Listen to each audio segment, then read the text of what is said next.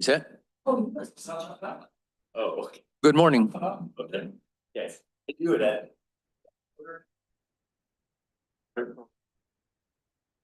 Good morning. Welcome to the May 13th Tuolumne Utilities District Special Meeting. Director Reel, would you lead us in the pledge? Yes. Of the United States of America. And one nation, under God, indivisible, liberty for all. Thank you.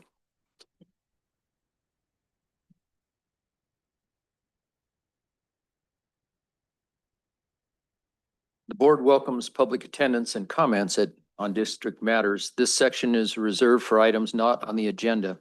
Board may not discuss or take action on these items, but values and considers all input. Each speaker is limited to 3 minutes.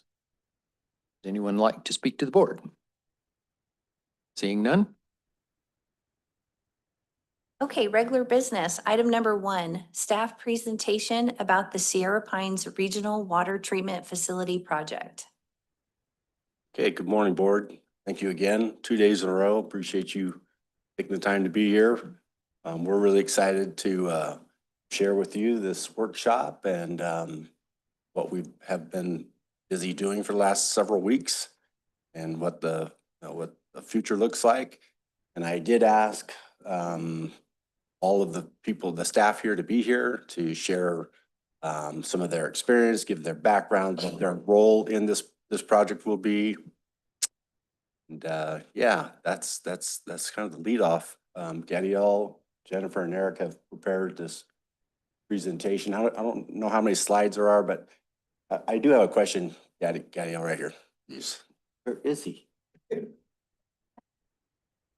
Is there an introduction slide? Slide for introductions? Or should we do introduction? No. Okay. All right. I'll let you go and I'll sort of ad lib as needed. Okay. Thank you. All right, I'll go ahead and share the window.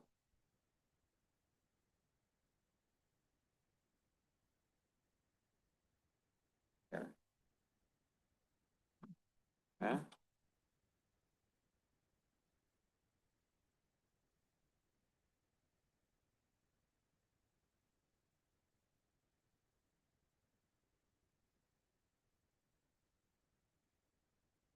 Yeah, I would like to do Go that. into, yeah. Start. Start. Slideshow. Yep, and then right click. You go. That's And what they we want want. to see that. Great. Yeah. Hey, everybody, my name is Gadiel DiMattei. I'm a senior engineer here with the district. And I'm the project manager for the Sierra Pines Regional Water Treatment Facility project. Yeah, excited to be here. Excited to be part of the project.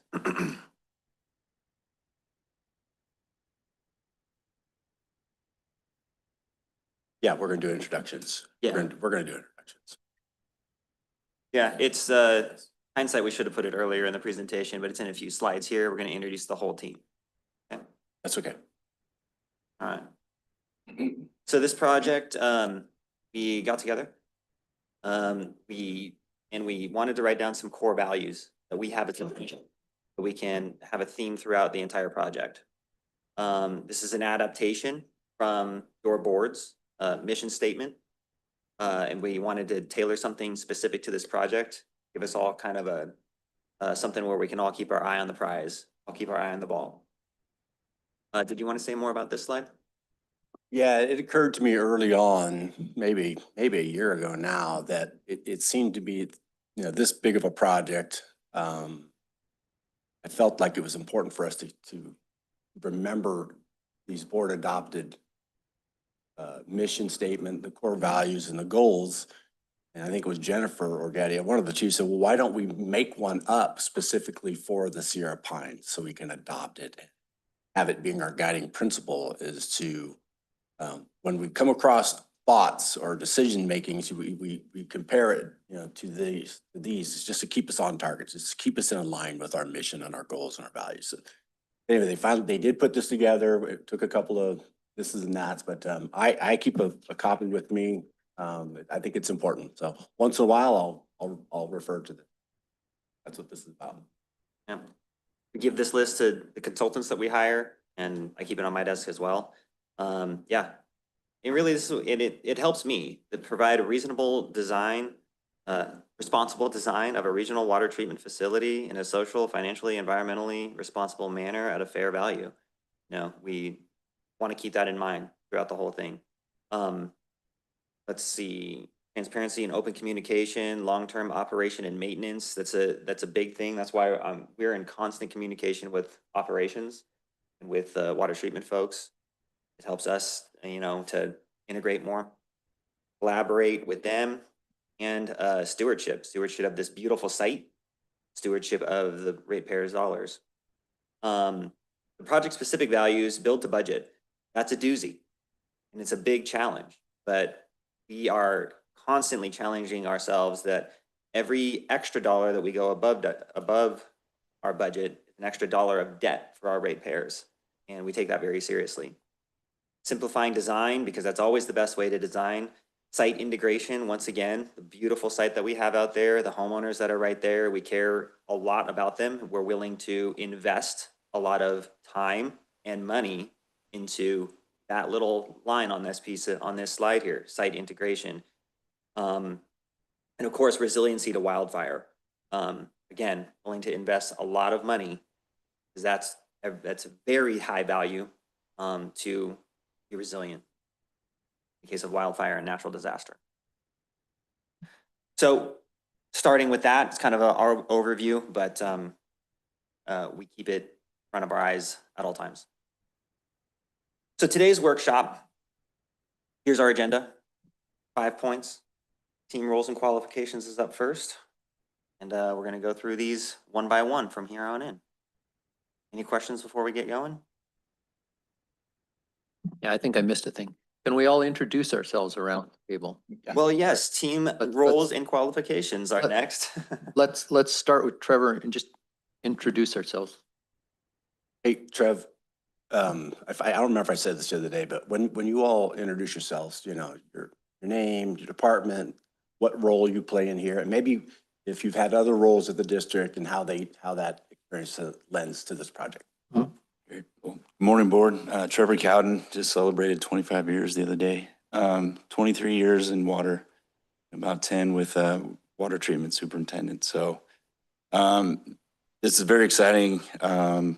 This has been in the making for several years, as you know. So, and the plant process we're very familiar with. The package process that you're going to learn about today a little bit. 1989 Columbia Water Treatment Plant was the original package plant for us. So it's a technology we have a lot of experience with and very confident to operate this plant being built that way. So affordable option as well. So we're pretty confident with this build. Thank you. Kurt Byers, raw water superintendent. I've been here 18 years, started under Brenda and Don as a treatment plant operator, then worked my way up to be Trevor's foreman. And then 4 years ago became raw water superintendent. My role in this Sierra Pines will be regulating the water from the Section 4 ditch through the main canal. Then during ditch outage, we'll utilize that water from the reservoir that we're going to build downstream to a couple of treatment. Thank you. Louis Paz, aka Louis, construction maintenance superintendent. 15 years here at TUD. 10 years of it, I think it was around 10 years of it was I was a operator for one of the crews, and I was a foreman for 3 years. Had my own crew doing all kinds of underground construction, above ground construction, and I've been the superintendent for the last 2 years. Yeah, I got about 25 years in construction total, so this is my cup of tea. My role is, you know, helping with the procurement of, you know, equipment rentals and everything involved in getting the ball rolling for doing the, you know, reservoir and everything like that. And obviously the maintenance of everything afterwards. So yeah, we're super excited about getting the opportunity to do this project house. Good morning. I'm Jennifer Batt, Senior Engineer. I've also been here for 15 years. Louis and I, we did our orientation together. I've started off at the district as an engineering intern and moved my way up to now senior engineer over the course of the last 15 years. And in that time, designed a lot of water mains, pump stations, tanks, things of that nature. My largest project that I managed was more recently with the Sonora Regional Wastewater Treatment Facility project. So I can bring a lot of value and lessons learned from that project into this project. So I'll be assisting with Gadiel and giving him pointers as far as some experiences that good experiences that I had with that project, and also the not so good experiences, so we can avoid some challenges later. Gadiel,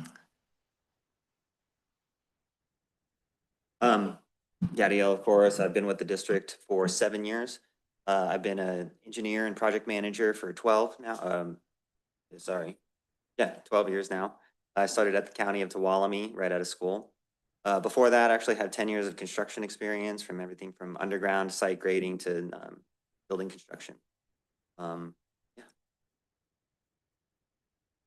Gadiel, whole project. Kind of like a hub connections with operations.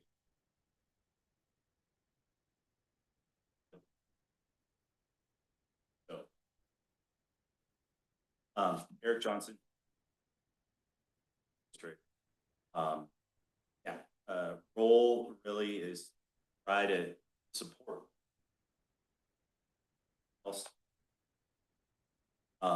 As far as I want to say a few things about this slide in the introduction, but I just want you to grasp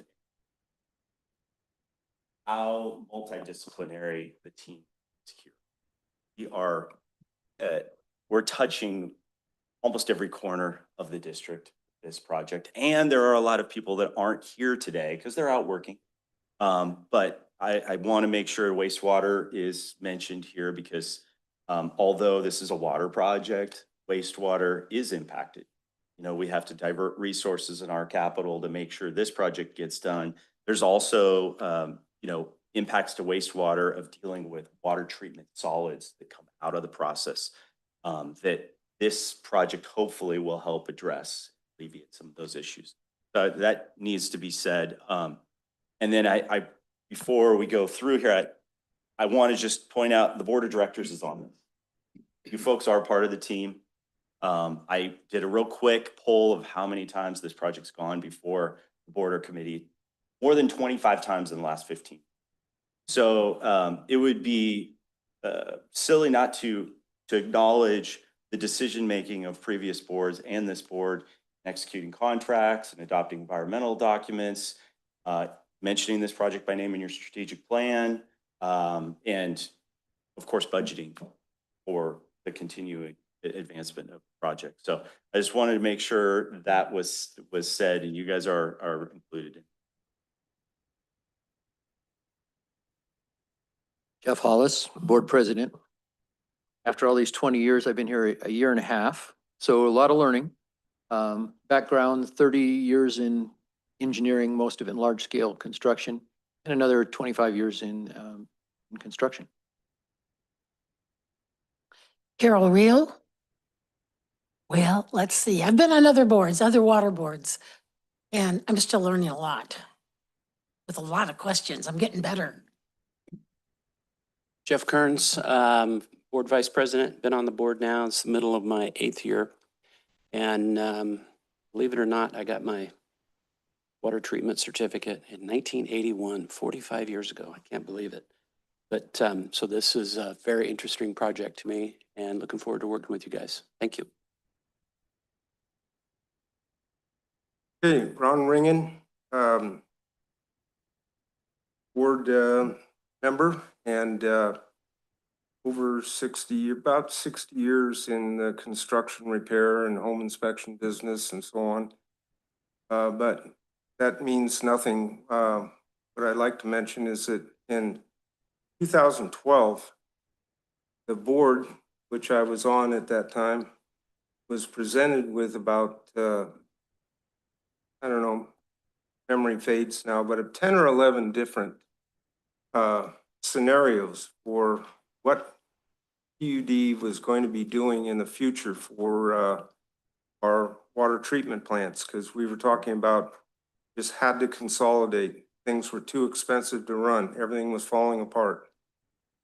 And I can remember after we had, I mean, it was quite a deal. They laid out these various options, how we could do some plants and eliminate some, do others. And at any rate, cutting to the chase, I said, I'm my vote's for one big, large, all-encompassing plant at Sierra Pines.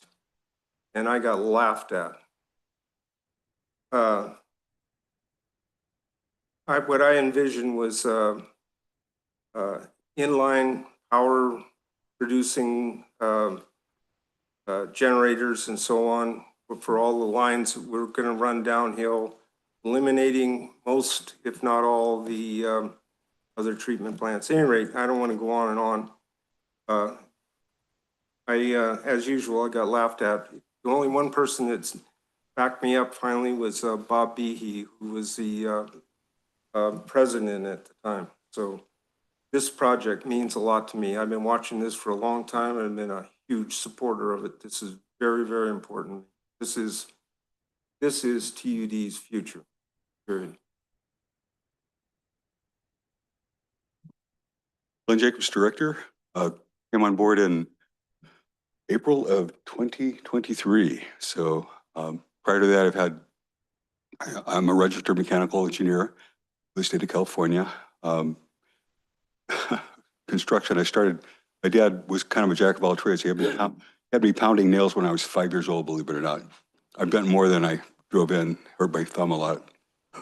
But, and then in college, I got an engineering degree and another degree, and been involved in large construction projects, a lot of design build stuff, project manager, had my own consulting engineering firm, licensed contractor, had 3 contractors license, design build mechanical stuff. So, and then I did a stint at UC Davis Medical Center.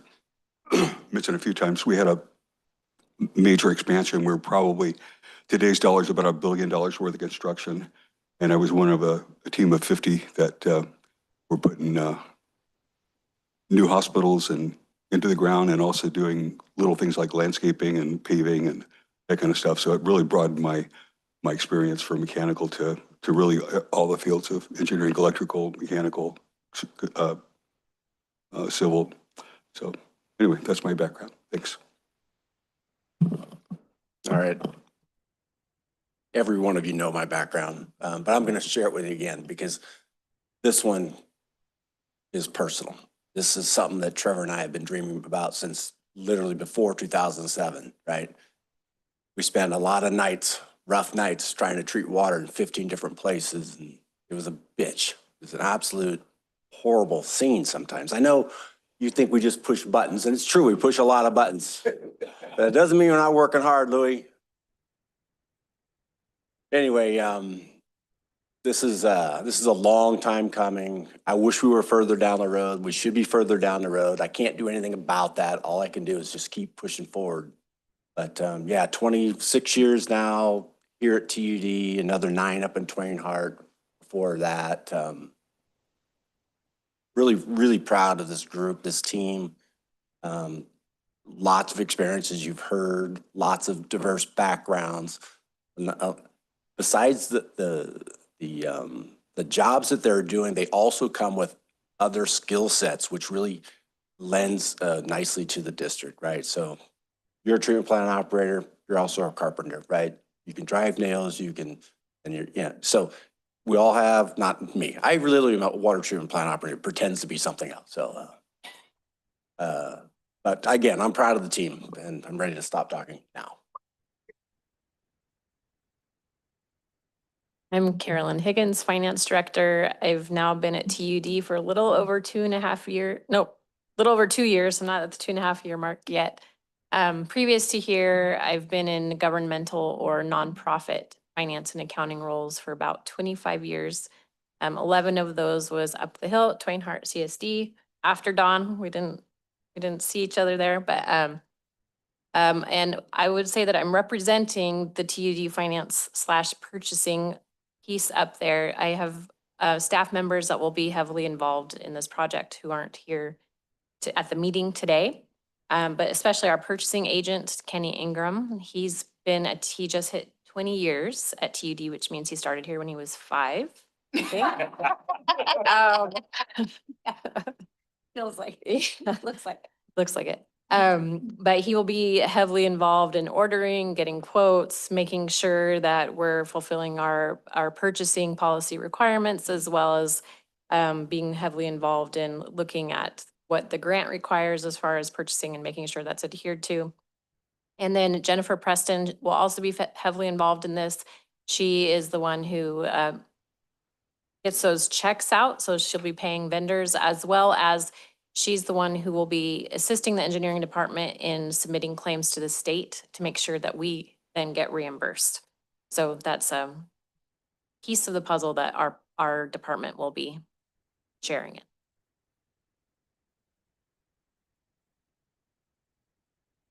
Abby Parkon, Administrative Services Director. Been here for about 18.5 years. And my role in the position, in this project, will be mostly of support, just like every day. But public relations, that includes public engagement and public outreach, the public meetings that we're gonna have, making sure what we put out to the public is polished and professional and accurate. So our team will also be helping to oversee workplace safety, work site safety, risk management, and alongside of risk management through Aqua JPIA, ensuring contracts are covering the district, and that, you know, there'll be a lot of different employers on the site. And so that's something that will be a little bit larger scale than we have, but we've dealt with a lot of different contracts on a lot of big projects. And so we're going to be really in tune with the safety of our employees. And all of our superintendents do a really good job in making sure that they do all of their tailgate meetings and that they're bringing safety issues up to us, and so that we can be creative in making sure that we're meeting standards and regulations, but overall that we're sending everyone home safely at night. And so that is definitely our biggest role. Thank you. Good morning, Eric Hall, Operations Director. Been at the district for 28+ years. This will be the 5th water treatment plant that I get to be a part of that the district has built. And then 1 sewer treatment plant. And I get to oversee, support the superintendents, a lot of support for engineering staff, IT, SCADA, financing. Pretty much everything up there I get to support, just help along. Good morning, Matt Nolte, Distribution Superintendent. I've been at the district for over 25 years now. I started out actually in wastewater and quickly moved into water and moved up the ranks. And I heard that little chuckle when I said quickly, but no, it was a great experience in the wastewater. And I got a lot of experience working under Eric, actually. I moved up to his foreman and worked under him as his foreman for, I think, 8 years. And then I've been the superintendent for 7 years now. As far as my experience goes, I've got over 30 different projects that I've been involved with or managed, including a lot of the, from concept to all the way up to the finished product, with a lot of the consolidation effort that this particular water treatment plant is going to support. So a lot of that mainline infrastructure that we've put in, I've been involved with. I'm super excited to be part of this project. I consider this a legacy project, right? This is something that's been, like Ron said, it's something that's a once in a lifetime opportunity to be a part of. I feel like my role, other than, currently helping out with, sizing of valves and pumps and specialty stuff within the actual project site, most of my support will probably be off-site plumbing, mainline stuff, and hopefully get to be able to do some management of that construction as well. So other than that, my team and I are ready, willing, and able to support all the rest of this team, this all-star team, in any capacity needed. So.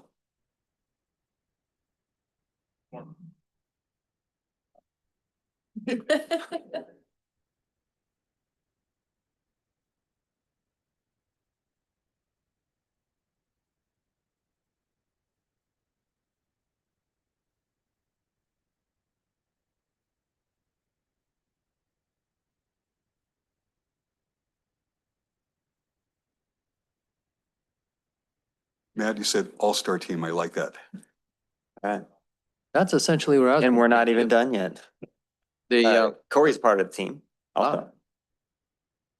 Corey Adams, System Administrator. In the field for 26 years now and been here for 8. So what I'll be doing is working with internet service providers, getting communication up there, make sure we have phones, computers, servers, make sure we have backups coming back down here, helping with getting the alarm systems, cameras, all that stuff going. So basically the day-to-day communications between that site and here, and it all up and running. All right, and we brought Fred Wagner along with us as well. Why don't you go ahead? What was that? Oh, sorry, Melissa, go ahead.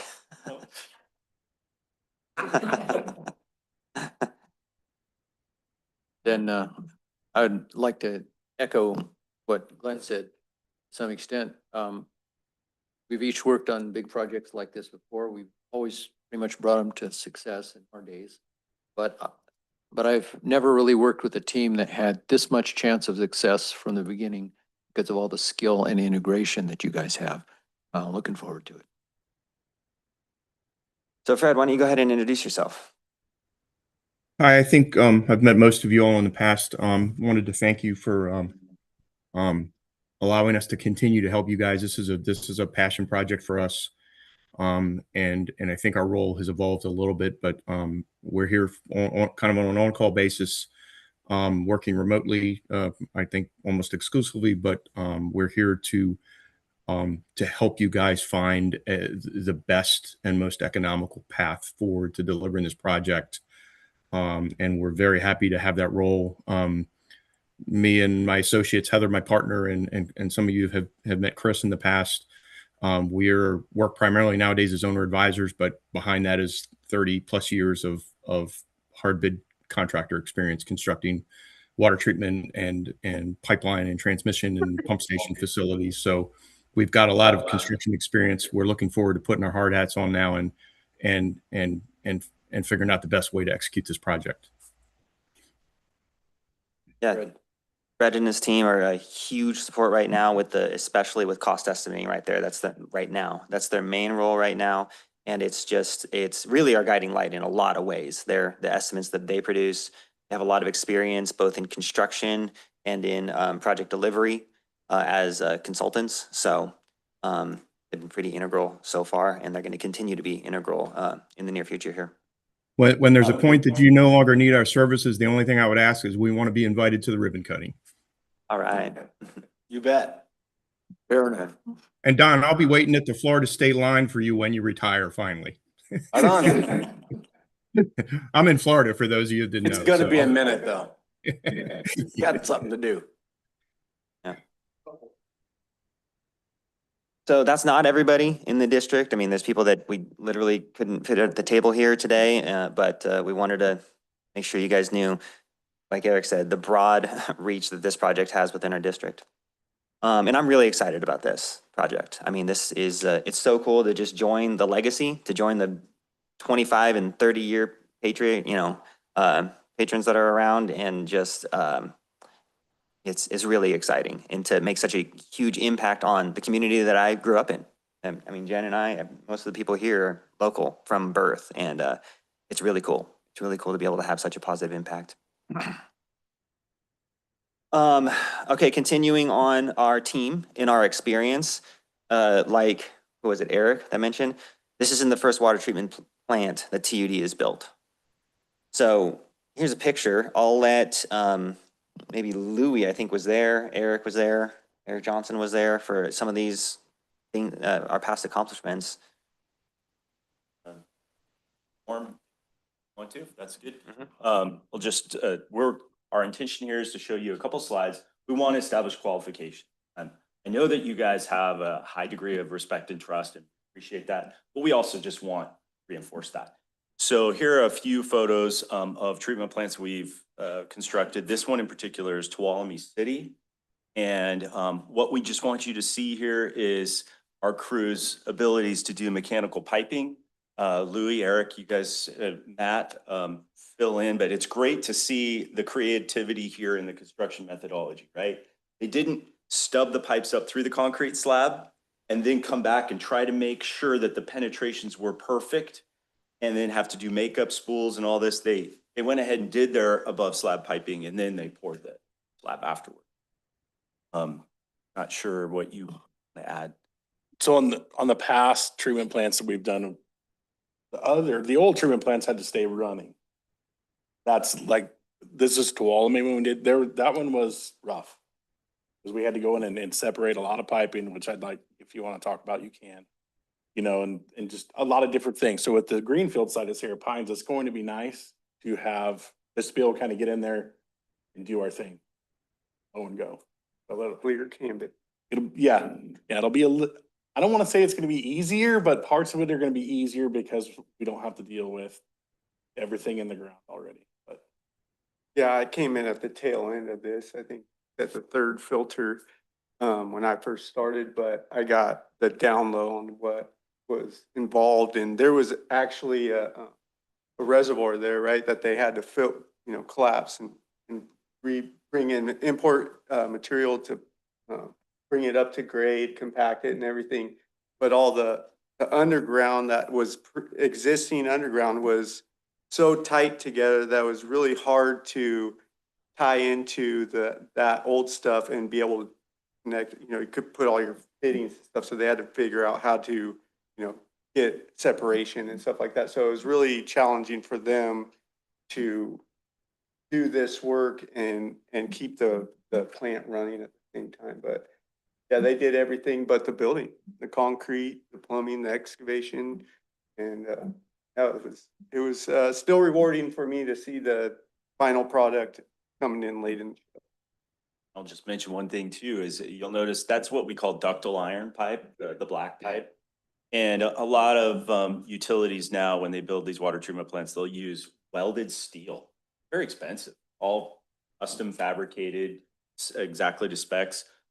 Well, we don't really see the value.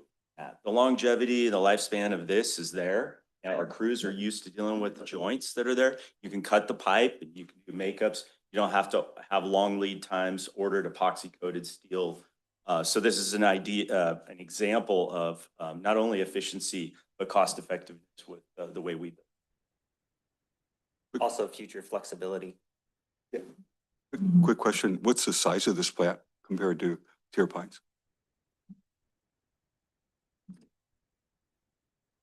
One MGD? One and a half. Okay, wow. Impressive. We're starting off at 3 MGD, Sierra Pines. This is Monte Grande, right? This is Big Hill. Big Hill, sorry. Yeah. A couple things just to note here. We, like Louis said, we do all the, set the filters, did the concrete work. We hire out the metal building, but they set the filter. You can still see the wrap on that before they erect the building. Just a good sequence, so we're not having to deal with trying to crane it in and roll it through the roll-up door, and deal with all the pipe penetrations and whatnot. The filter for Sierra Pines, because we were asking how the plant compares. This plant was a half MGD plant.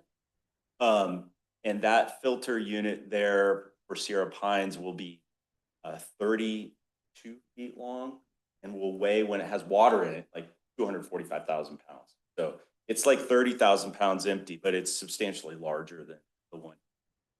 And then in the background, you can see the clear well. So we had a contractor doing that while we had a contractor doing the metal building, while our crews were lower down on site, raw water pump station and the backwash tank. This site here was our biggest cut and fill site. It was built on the side of, it started out as a hillside and ended up fairly flat. So I don't remember how many yards of dirt we ended up moving in this, but we were up there for, I feel like a month or so, moving dirt and doing the compaction and getting the site set up to build the plant. Yeah, the story I heard was that Dennis went down to the bottom of the ravine, if you will, to start building his way up. And once he went down, he was like, I'm not coming out until I build my way out. It was like, he dropped off in there. Yeah, he had to climb out. Got one more slide on this. That's Monte Grande, right? That is. So we have not only experience with just setting filters and building the mechanical part. Here's a retaining wall we've done, pretty intense, pretty clean looking framing, frankly, clean looking forming, frankly. And yeah, wood construction, doing an office, doing a lab right there at Monte Grande. So very versatile. We ended up adding a filter later on and had to roll it in on pipes and use a crane through the skylight. Yeah. Set it. So in Sierra Pines is going to be similar. They set a filter in a building, and then when the time came to expand the plant, which came a lot sooner than they anticipated, they rolled in another one. Sierra Pines, we're starting off with 3 filters. In the future, we're going to roll in more when we need them. Speaking of filters, here it is. That must be Monte Grande as well. That's Greenlee. I know they're starting to, but there's a setting, and you see the housekeeping pad, we call it, with the rebar. That's where the filter unit's going to sit, and the thickened slab to handle the additional load. And so our crews, they did all of that. And this was also a very tight site. Like Eric was saying, it's challenging to do these treatment plants when there's another treatment plant there. And in this case, it wasn't that there was already a treatment plant there, but what you can't see is there's a tank right out of the view. And there just is not a lot of room up there, and a lot of other utilities. Question. Any idea what the weight of that filter is once you get the media and the water and everything in it? The Sierra Pines ones will be 245,000 pounds each when they're loaded. I don't know with these, something less. 245. Yeah, probably a third less. Yeah. Hey, Trev, can you explain a little bit of this package plant versus what you're going to get up at Sierra Pines? Yeah, so, process. Perfect.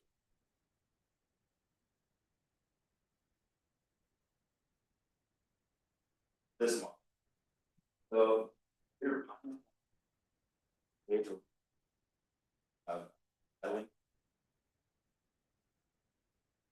was the process.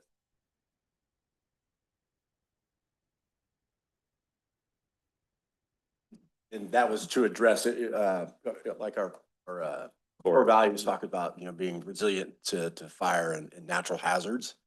That water up there is really, really clean. It's the purest, cleanest water we have. But we don't know what that's going to look like in 30 years. We don't know. So trying to be thoughtful of it, we decided to go with this 3-stage for extra robustness. Yeah. As part of the preparation for this design, we visited other plants that have had wildfire problems, and seeing plants with these direct filters and hearing the stories from the operators of what they had to do while there was a fire burning or right after a fire burned, and they got a lot of turbidity in their water that they've never had before. And that's basically what we're designing for. All right, so we've told you guys, and we've been saying we're going to design the plant in-house. Okay, since we parted ways with Kiewit, we just have been saying that, but we wanted to kind of lay out better what that means, okay? We don't have the expertise to do everything, to design every part of this plan. Okay, we're gonna need to hire consultants to help us. However, we wanna, I mean, the theme of what we're going for here is let's capitalize on our strengths and let's supplement our weaknesses and kind of make the whole process make the whole process work together that way. So to show you the way we're doing this, I've broken the project, just the design now. We're gonna do construction next, but just the design, I've broken it into 3 broad categories: site civil, building systems, and the treatment process, okay? I have to break everything down into bite-sized pieces because the only way to eat this elephant is 1 bite at a time, right? Yeah, it's kind of overwhelming when we first started thinking about it. So starting off with site civil here, we have what TUD is going to be doing and what we need design support with. Mass grading. We have the expertise, we have the software, we know how to use the software, we're doing that in-house. Raw water reservoir, we're designing that in-house as well. The shape, matching the aesthetics, really nobody knows better what we want than us right here. The intake structure that's going up at the Section 4 turnout. We have, after looking at past designs from our past consultants, we have simplified that like hundreds of percents, you guys, like 10 times over. We've made that so simple and it's gonna work, and we really think it's gonna work really well. Yard piping and electrical ducts. We've designed it before, we can do it again. The main Tuolumne Canal crossing. We've talked about bridges, we've talked about culverts. We've landed on culvert because of the benefits that they pose. I mean, allowing us to put all of the piping and the duct banks underground instead of going over the canal. We've landed on a concrete box culvert. Also, simplicity of design. Like, why build a bridge when you can have a culvert? Clear well and water storage, especially Jen, but we've designed all kinds of tanks, all kinds of different styles, all kinds of different shapes, all kinds of different sizes. We can design that in-house. And the pump stations. Water treatment plants have a lot of pumps. It's all sitting there in one little box. There's at least 3, well, let me see, 2 buildings containing pumps, like all out pump stations, and we're breaking it down into 3 different kind of pump stations. The biggest one is pumping from the raw water reservoir up to the top of the site where the treatment process begins. So we've designed it before, we can design it again. Where we need design support, geotech, of course. We already have a geotech on board. We've been doing borings and getting their reports for the past 9 months to a year now. They're really helping us out with the mass grading design. Security system, septic system, instrument and controls, and electrical. You'll notice that those 2 are different colors. You're gonna start seeing a theme here with those 2 colors. We do have experience in designing and working together with vendors to get the instruments and controls that we want, but we still need their support to be the people who actually design the PLCs and wire everything up. We're gonna need their support during design and construction. Question before you leave that. Compared to the wastewater treatment plant, how much of this stuff on the TUD design side and the design support side is different? So you understand what I mean? Well, I want to get a clarification. Do you mean different in terms of the scope, like who designed what, or is that your question? Yeah, like on the wastewater treatment plant. How much of that TUD design stuff did TUD do? Or maybe all of it, maybe none of it? Was it close? Tell me the difference between the 2 projects when it comes to Yeah, that. so with the Sonora Regional Wastewater Treatment Facility, we hired Pace to do all of the design. Okay. So we had some input when we got the plan reviews back, but they really did all of it. They did the electrical, they did instruments and controls, the single line diagrams. They, we still hired, at the time it was Condor. They're no longer providing geotech services, but we hired them for our consultant there, but Pace pretty much did all of it. But So he this did is not do. significantly different than how we constructed. Correct. Or how TUD constructed Yeah. wastewater treatment plant. With the wastewater project, we generally told them what we wanted. And we were kind of letting them be the experts because we moved over to a different type of treatment than what we had in the past. And so just let them design it and then kind of inform us on how to run this plant. Okay, thank you. And having that experience is great with Jen and with the plan set that we have from them. We're able to look to that experience for guidance throughout the design process as well, including what didn't work with their design, the parts of their design that we really aren't happy with now that we're operating the plan. A lot of lessons learned there. And then I had a question about geotech. What is geotech in this regard? Okay, so yeah, we hired a geotechnical engineer they came out and did dozens of borings and took samples of all the soil and let us know the types of soil we have, what the soil is capable of when it comes to bearing pressure, when it comes to using it to build a dam, using it to what would it look like if the pond wasn't lined with a synthetic liner? Can we use the clays on site as a liner and that kind of stuff? I'd like to add one more quick thing now that I'm looking at your TUD design side. There's really not one thing on that design side, on the left side, that we haven't already done. So it's just putting everything that we've done and just other projects, putting them into one big project. So moving along, still on the design breakdown now with the building systems. Chemical storage and pumping. We have designed alongside of Trevor, and Trevor has a big input in that design, chemical storage and pumping systems for his whole career. And we've revamped, so the Sonora water treatment plant, we're capable of designing that. Mechanical piping, we design that all day long, every day. And the building layouts, it's best for us to do that anyway, because we know we know our needs and we know what we want. Structural calculations and the engineering behind it, earthquake loads, snow loads, things like that. And it's best to let somebody else design that. Foundations as well, bearing pressures on the soils. Fire suppression, HVAC, instrumentation controls, and electrical. You need design support for that. And the number 3, the treatment process, still on the design breakdown. The overall process, basically we just asked our water treatment operators what they want. They've operated enough different types of plants to know what they want, and that's what they're getting. System coordination, I threw that one in here because we are going to be responsible to make sure that one process works with another, like the filter backwash has to work together with the dewatering process. We're going to make sure that happens. And the layouts, site layout, general arrangement. Again, a big part of the site layout this is treatment process. Treatment process, space-wise, where things go, how easy it is for the operators to go to get to and from the places where they need to get to and from. We're taking over that in-house. Design support, sedimentation and filtration. Honestly, it's kind of an easy one because we're going with the package plants. Those vendors are gonna be the ones warranting and telling us what the performance is, and we're gonna rely on what they tell us.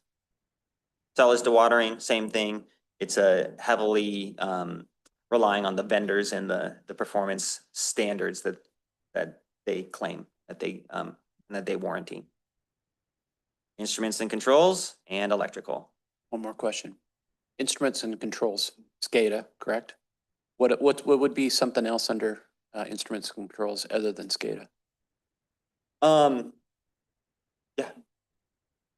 Network. IT part, networking,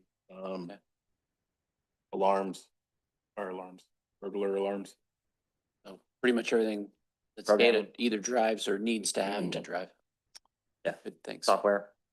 User interfaces. There's a healthy list that. Is it a good point? Yeah, Dale. Yeah, just to kind of explain maybe SCADA, in supervisory control and data acquisition, in layman's terms, we're using computer software integration. So with a group like eTech, we have a longstanding relationship with. We want to streamline that platform with every plant that we already have in-house now with the new plant as well. So a lot of long hours developing that. So to be able to have that template and integrate it in with the pitfalls that we have with it, we can repair those as well and just have it right off the get-go ready to go. So Yeah, it's very streamlined and it's critical that we have this, to really have this move. Everything to tell the plant how to run, when to speed up, when to slow down, when to add more chemical, when to add less chemical, when to turn on a blower, when to turn off a blower. There's a lot. There's a lot going on. And again, 25, 50, 60 years of running these plants, sitting in this room, we know exactly what we want and we know exactly what we don't want. We don't want to have a headache every time a flake of snow hits the ground or something along those lines. This thing needs to operate reliably, and it will. We're hiring support to help us through the design process on that, also electrical. So there will be an electrical consultant during design on this project. It'll be the biggest scope of work of any consultant that we hire, and also be the biggest price tag of any consultant that we hire for design. Can you explain to me what the electrical is? Just power to the plant? Well, starting from the power line at PG&E, three-phase, getting questions like, three-phase power, of course, but how many amp of service do we need? The electrical engineer will tell us that. And then from there, what's the best equipment to knock the voltage down? How big do the wires need to be? We know where the wires need to go, but how many conduits do we need? How many wires do we need in there? Where do all the panels go? How big do they all need to be? Things like that. That's what the designer will tell us. Right now, we just have some. And the generator too, they'll help us size the generator, ATS switch. Gadio, so do you guys do the electrical? You're just doing the support through whoever the consultant is? Well, Yeah, for the electrical design, yeah. the electrical design will hire out. Okay, so they will do all the electrical? Yeah. Okay. Yeah. And then, we're doing the site civil. So right now on the site civil plant that I drew, it has just a line with electrical, but that line is either going to represent 1 2-inch conduit or it's going to represent 54-inch conduits. We're not quite sure yet. Question.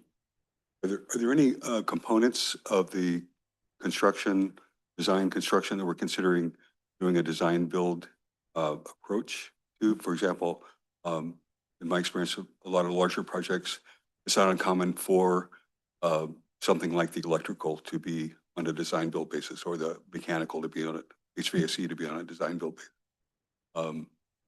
Anyway, yeah. Any other systems that we're considering doing that process? To answer your question directly, no, we're not planning on hiring a consultant with a design build, and I say that with quotation marks around it, as in like they're going to be designing it and then another branch is going to build it. We're open to it. We're not sure that we could find somebody that's that niche to be like, just this one part is going to be design built for you. So you'll get a set of drawings all ready to go, and then you'll put things out to bid and maintain the contract yourself. Yes, that's the intention at this moment. We did contemplate, because I share your view that electrical might be that opportunity, but because of the price tag and because honestly the wounds are still fresh, it's like, man, competitively hard bid that electrical because it's such a large item. I will say though, on design build, we're doing somewhat of that. Our intention is to do that kind of on the building system. So when Gadiel said, oh, we need somebody to do the structural, well, ideally we would produce a floor plan and we would put that out to bid to a pre-engineered metal building contractor who will do the structural engineering, will build the building, and we may even have them build out the interior, because some of those contractors are good with even doing drywall if it's cost effective, because our guys are really skilled at doing underground piping, and to have them in, they can do it, but we've got to manage our resources in the most cost effective way. So that's kind of a design build approach on that. That makes sense. The Butler building manufacturers do that all the time. It's a piece of cake for them to design it for snow loads. And we've done it here at the district. I've done it twice personally here with the district, but I mean, every steel building that we've built is basically design built. We just didn't know it. And then, expanding our definition of design build. I mean, We're designing it and building it. Looks like design build to me. All right. So now the construction breakdown. We've been talking about our plan for the design, which, you know, we're in the process of doing. The construction breakdown, same three broad categories: site and civil, building systems, treatment process.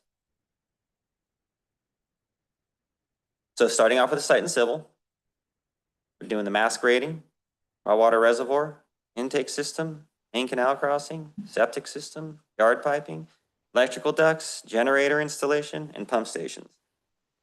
That right there is millions of dollars worth of work. And if we actually pull it off and do that in-house, it's millions of dollars saved to the district. I think that this is really where our construction crews are going to shine and really save our ratepayers some money. Of course, we still need contractor support in some of the site civil stuff like site security, tank construction. Now, the way we hire tank constructors, I would wager, is the most efficient way that an agency could possibly do it, because our guys do the underground, our guys grade the site, the tank constructor usually comes in and does the foundation and erects the tank, and then they're gone. So again, huge money savings there. Yeah, just to add, I can't think of another agency, period, that does what we do. Absolutely. Near or far. I can't think of one. Never seen one. Yeah, and if this is a good time to reinforce Don's point. So, and some of you folks know this already, sorry, but just want to make it clear. So this is very unconventional. Normally, a public agency such as ourselves, especially because we're not huge, would hire a consulting engineer, a design engineer. They would hire a construction management firm. They would put it out to bid and hire a contractor. So you've got three different parties involved, all with their respective markups. In our case, normal public agency work, public works, they hire a general contractor or a prime, and they have multiple tiers of subcontractors underneath them. Each sub has a markup, and Fred could speak to this, but we are being the prime contractor. We're being the general on this project, which means that we have more control over who's on the job site, how we procure services and equipment and materials. We control the schedule better and we control risk better. So this is very unconventional. And I think that because our organizational chart, as you heard, is the way it is, and that we have such great experience here, we can make it work. So yeah, it's just an important distinction between normal public works. When we talk to other consultants, sometimes we have to repeat ourselves. We're the general, or we're the design engineer, because a lot of times they don't understand that. We know somebody you can hire to do that. No, we don't need that service. We just want to talk to the contractor. Just want to talk directly to them. Yeah, so it's not design build, it's owner builder. That's right. There we go. And I wanted to say something about that too. I really like that idea. There's a couple of things that really come forth as benefits to that. One of them is whatever your costs are, you're going to have a much better idea of what they are than if you went through this other process. And as things go bump in the night, as we already know they do in every project, you'll be able to react quicker. So I like it. I think you're going to save some money. Not to mention the quality control. Absolutely. Yes. We're the ones maintaining it, so we're gonna build it so Build we it don't like you're have going to to maintain it. fix it. We're gonna live in the house, so as a builder, we're gonna make sure it's like we want. I'd be interested in our owner advisor weighing in, or get his perspective on how what we're doing compares to what you've seen around the country.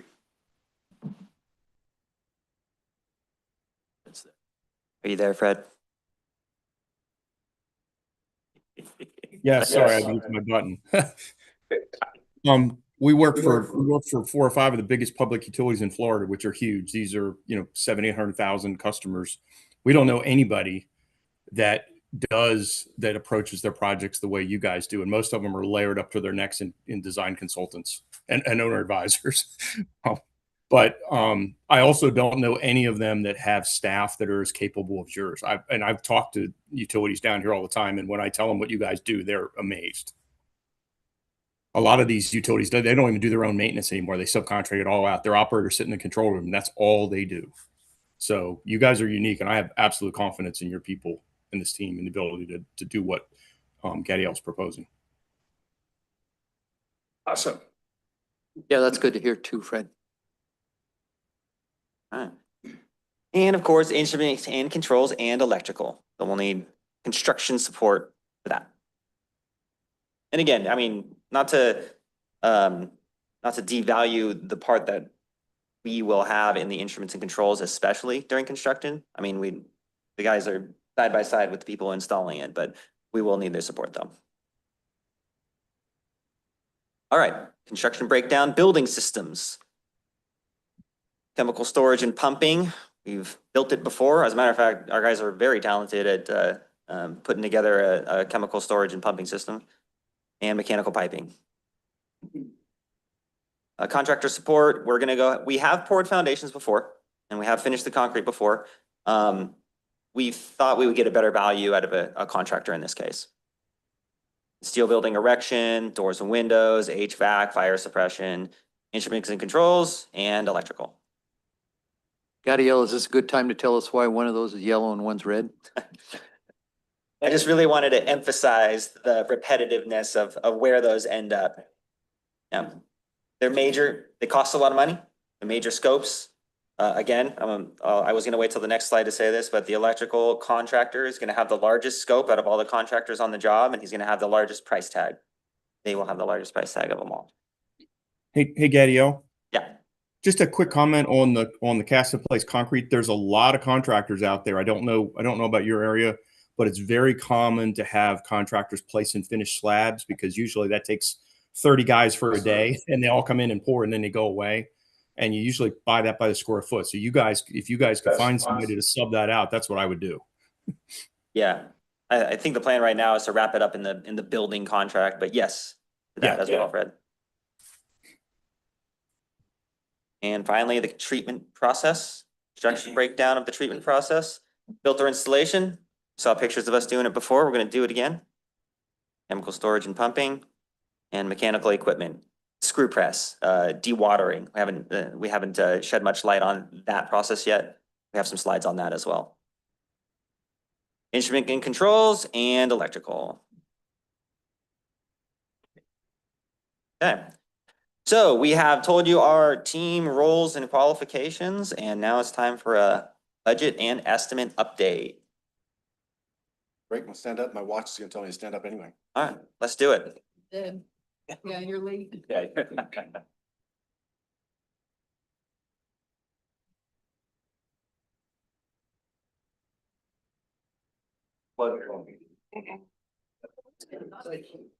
Yeah. I can tell you. Well, the process wasn't getting it long too. I think we're like, oh, okay, 4 minutes.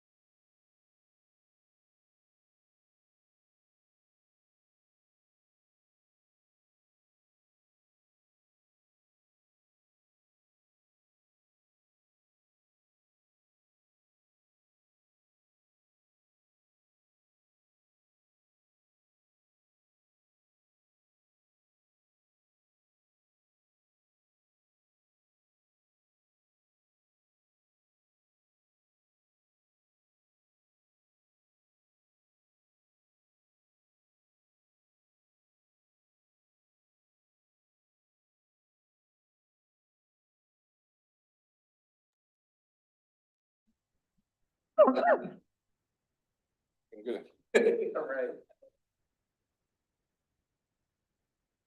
right, are we back? We're back. These 5 items are not created equally, so they're not all gonna be that length. I think that was one of the longest, you know, except for the unpredictability of the 5 wild cards in the room. So, yeah, budget and estimate update. So you all might remember this pie chart. This is our budget. 45.6 million, 27.5 about of free money, 10 million of no interest loan, we have to pay it back, and about 8.1 of low interest loan. This is a slide of a kind of condensed, abridged estimate history. Okay, so the Carollo report from 2019 was for not the same plant at all, totally different design, and it was 2019, which was a century ago, I think. And that was their estimate. We adjusted the scope. We increased the scope actually to include some off-type pipelines. And of course, COVID happened and inflation happened, and our funding application went in at the 45.6. All right. We actually got the funding in October of 2024. All right. So about 2 years after that, we got the amount that we asked for, with inflation going up, but not being adjusted for it, right? And of course, in February 2026, Kiewit put together an estimate that summed to 111 million out the door, including design and all the soft costs. The design changed a lot between the funding application and that estimate. We switched from in-ground concrete filters to package plant. We thought that was a big money savings. That's why we did it. Let's see, we added a admin building. So in that regard, the scope went up, but we wanted to see how much it cost. Then Kiewit dropped that on us. Then we asked our very high value consultant, take the Kiewit design and let us know what you think it's gonna cost. All right, so this is a third party estimate. Again, this is out the door, including design and admin building and everything, all the soft costs, 65.5 million. Okay? So that means we're over 20. That's correct. Excuse me, the most recent estimate from Marsh Wagner is based on the Kiewit design or our current design? The Kiewit design. Okay. Which is our current design. Okay. Yes. Yeah, it's evolving daily, but we kind of froze that Kiewit design in time and we said, give us an estimate on this. It's worth mentioning we did some value engineering, a little, right? But we didn't really want to change it much. We wanted to what I called uprighting the ship after it, was being tossed around in the ocean there. And we wanted to see what is the real cost? What is our opinion of the cost, at least, of the same thing? That way we have basically apples to apples. The changes we made were not significant. Okay. So this next part, potential cost savings. All right. This is from now on, right? This is the key to our this is the key to our success right now. Here's a list that we put together of the low-hanging fruit of potential cost savings. We're going to save on design. We do need to hire some design consultants, like we mentioned earlier, but it's not going to be as big of a price tag because we're doing it in-house. All right. General conditions and general requirements, contractors' insurance, prime contractors' fee, and markups. All those are going to go down significantly. Those are included in the 65.5 million. Okay. Those are going to go down significantly for a few reasons. One is because their scopes are going to get way smaller. Their scope is smaller, their fee is smaller, and all their costs are smaller, right? And then two is because we're doing things in-house with our labor covered by operations. I mean, that labor cost that we're saving is huge. And I'll say savings in quotation marks because it's just not coming from the grant and coming from operations instead. But as far as the project costs, it's a huge savings. If I may, I want to elaborate on that real quick because it's a really important thing. And that is when we were with Kiewit, we were doing a design build and the law required a project labor agreement. It's essentially a fancy way of saying using union labor. In addition to that, Kiewit was signatory to a number of unions, which meant that we were constrained on who we could use, who they could subcontract with to do work. And unfortunately, with the labor requirement of using union labor, Kiewit was assuming that there wouldn't be a labor pool large enough or available in the Central Valley, and that some of these people would have to come from the Bay Area and be paid prevailing wage, subsistence, or a stipend, what have you. It drove the labor costs way up. So now that we're the prime contractor and we're not doing design build, we can hire contractors that are not union. We can hire local contractors, many of them that are not union, and save a tremendous amount of money just on the labor side. Whether they're union or not either, they're still more local, which is savings too. Still pay prevailing wage. The other thing too is any contractor that's bidding on anything, it has to do with the risk, the risk they take. And because you're the general, they take a lot less risk. They can bid lower. Site and civil and raw water reservoir, if we build those in-house as opposed to hiring a contractor, millions of dollars of savings there. In the admin building, concrete clear well. The Hewitt design, the Marsh Wagner estimate of 65.5 included a concrete clear well. Okay, one big 1 million gallon tank. We like it. It's a great value engineering in the long-term maintenance. Everybody knows that a concrete tank is cheaper in the long run, but it's more expensive up front. Okay, we'd like to keep it, but if we eliminate that one and do a bolted steel tank instead, again, a lot of savings right there. So it's to be determined on that one, but potential cost savings, right? And of course, the admin building. The admin building is I'll say it's a want and not a need. It's would really help our operations, I think, but cutting it, you can still make water without it, and we can always build it later. So would that be, you'd move your whole room out here, would go up there? That would be the base of operations for water treatment. I'm gonna put a little plug in for administration building, and I know Eric will equally put a plug in for the concrete clear well. But, one of the things that I have learned loud and clear these last 5 years that other general managers tried to employ for me to do was this public engagement. I didn't realize until the last several years how important public engagement is. I'm seeing the beautiful admin building down at Regional be a prime place, if you can imagine that, a sewer plant being a prime place for public engagement. And there's a lot of value to us in that regard. We get a lot of good public goodwill that way. So I'd hate to lose out on the opportunity to have that engagement up there as well. So that's my plug for it. I'm not saying we shall have it or we shall not have it. I'm just saying if we can afford it, it would be nice. That's all. I agree. That could be a major priority if we can get it. All those school kids. No, really, that's right. That's what you're doing. It's just like down there at the wastewater treatment plant. And up at Twain Hart, they do that, and Yeah, this is big going to deal. be a really beautiful location. And it could be a lot of PR for a long time. We could also sub out to a fly shop vendor. There's a lot of fishing up there. Yeah. Do some retail, mixed use. Would this be a good time for Carolyn to just basically share that?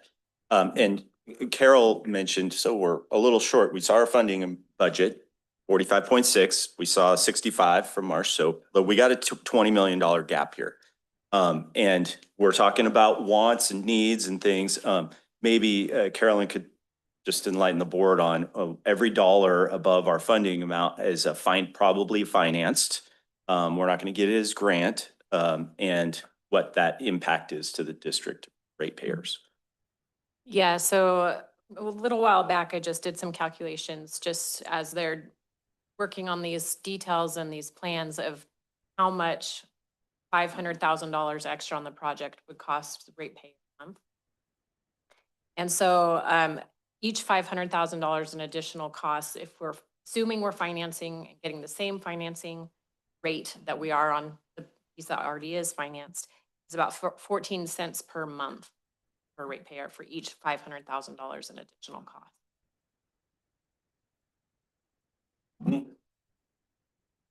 Yeah.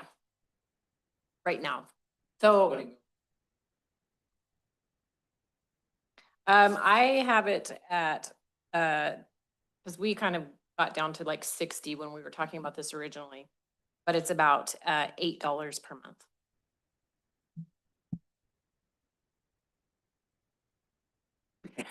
Yeah. And also just another thing to mention, because I've been showing you 5-year projections. In those 5-year projections at that point in time, what I assumed, or because Sierra Pines debt service, it was in there, and it assumed debt for about 60. So that wasn't that you've been seeing. Good work. You're on it.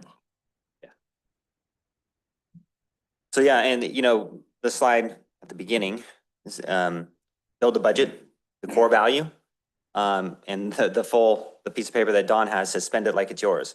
And that's how we're treating it. I mean, yeah, we could go into more debt and put an admin building up there. We just want to make sure that it's something that your board approves of, because in the end, we're not the ones paying for it. Our ratepayers are. So far, I'm not hearing your estimates of what this is going to cost with this project, with this proposal of how you're doing it. So it's evolving, as Gadiel said, and so I wish we had more information at this moment, but so we have an apples to apples and we're at 65. But Gadiel just outlined all these potential savings. You notice that we didn't attach dollar amounts to each of those because we're trying to, in reality, these are estimates until they're booked as actuals, and they'll be booked as actuals as we let contracts out to bid and we get bids back, and Gadiel and Marsh Wagner are able to enter that in the project ledger. And so the picture is becoming clearer, but we're not quite at 30%. And so at 30% design, we're going to have another check-in on cost that we can report back to the board. And our hope is that some of these things will now start to be reflected in that cost estimate. Yeah. One thing that's missing off this list is value engineering, because none of these, we haven't even gone there yet. And while I say we haven't gone there, not in the presentation yet. The 30% design is going to have a lot of value engineering in it. And that's what we're kind of expecting to bring the price closer to our budget. So at that 30% cost estimate, we should be able to compare what exactly changed and why we saved or why we didn't save on it. Hey, Gadiel, Yes, Fred. can I make a comment? Yeah. For the benefit of the board members, you know, the $60 million number is obviously a big number in its totality, but if I could give you a little bit of perspective from the standpoint of cost reduction opportunity, the construction cost that's reflected in that number Gadiel gave you is about $62.5 million right now. And just to break that down a little bit, of that 62 million, 42.2 million of that is direct cost. In other words, cost of a yard of concrete, cost of a pipe fitting, it's actual material cost and the labor and equipment to install them. Within that $42 million, and keep these numbers in mind in terms of your ultimate budget target. So we've got $42 million worth of improvements to build. In that number, the way the estimate is constructed, there's $3.5 million worth of general conditions. So as Gadiel indicated, the more work you guys do yourselves, the more that general condition number comes down. It just evaporates. So there's a $3.5 million reduction opportunity before we do any value engineering or any design. There's a big chunk of money we can knock out of this thing. Applied to the $42 million worth of direct costs are prime contractor markups and fee totaling about $8.5 million. And again, everything that goes from the contractor bucket over to the TUD self-perform bucket, that's about 18% off right off the top as a direct cost savings to TUD. We built the estimate with contractor labor rates in it and also built it with TUD rates in it. And those costs are aligned very closely. The TUD rates have your overhead number built into it, and they're within a couple of bucks of what the contractor rates are. So anything you guys self-perform, there's no cost penalty in terms of it costing more, but you're eliminating all these markups. So just between GCs and markups, you've got 12 or $13 million that can be substantially reduced depending on TUD's capacity. And then the last bucket of money are project risks, which right now are carried as owner allowances. And that total is about 11.7 million, including $1.7 million worth of markups for the prime contractor. One of you mentioned earlier, quite correctly, that you're paying a fee for the work because that contractor is assuming risk. So there's $1.7 million worth of risk taking fee on top of that. So theoretically, TUD is assuming all the risks. So once we're able to shift scope over to TUD, the risk goes with it. We have allowances to offset that, but all the fees go away. So there's a big lop off the top here before we do any value engineering. The risks here are primarily things we don't know or things we quite haven't figured out the best way to manage them. But the three largest buckets of risk are, in order, are price escalation, and that totals about $3.7 million. That's a shocking number, but we're forecasting that based on producer price indexes. Y'all know what inflation and everything's been doing to every industry and the economy for the last 3 or 4 years. It's a big number, and the way to mitigate that is to get in front early, order equipment early this week, push as much work to the front of the schedule. So we have ways of limiting that impact. And then the other big risks are, we have the geotechnical investigation we did back in 2024. We found rock near the reservoir, and we also have expansive soils to deal with. Those are costly risks to mitigate depending on what we do with them. And there's already been a lot of internal discussion on ways to substantially bring those costs down significantly. What do we got? $1 million and almost $2 million of risk costs just associated with dealing with expansive soils and dealing with rock. And again, you guys are going to assume that risk, find the least costly option going forward. So I just wanted to make clear, the $60 million number is pretty scary, but there's a lot of ways that we can chip away at this before we start doing value engineering and de-scoping the job.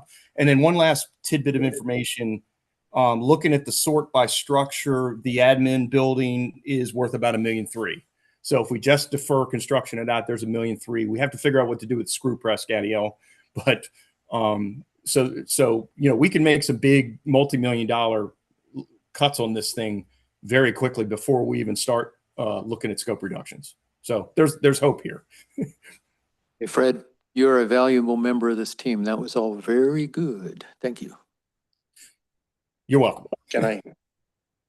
Just a quick follow-up. You mentioned 3 risk factors, price escalation, geotech, and what was the third one? I'm sorry.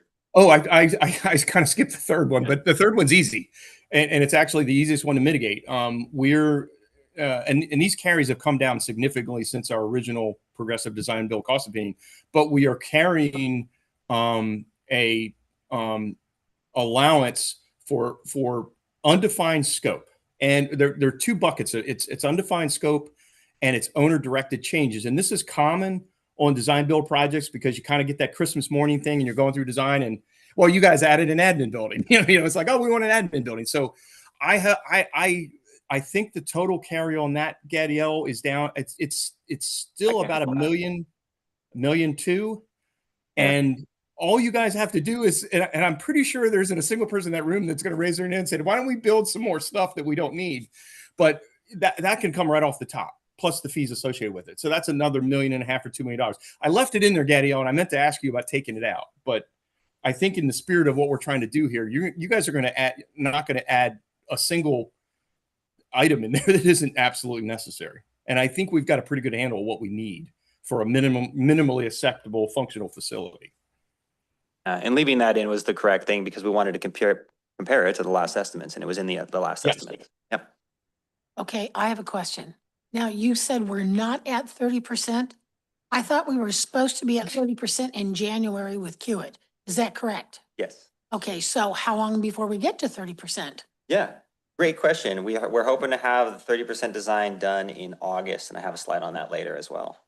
So when do we expect to get to 50? Let's just roll, you know? Yeah, that's in the slide as well. Okay. That progression.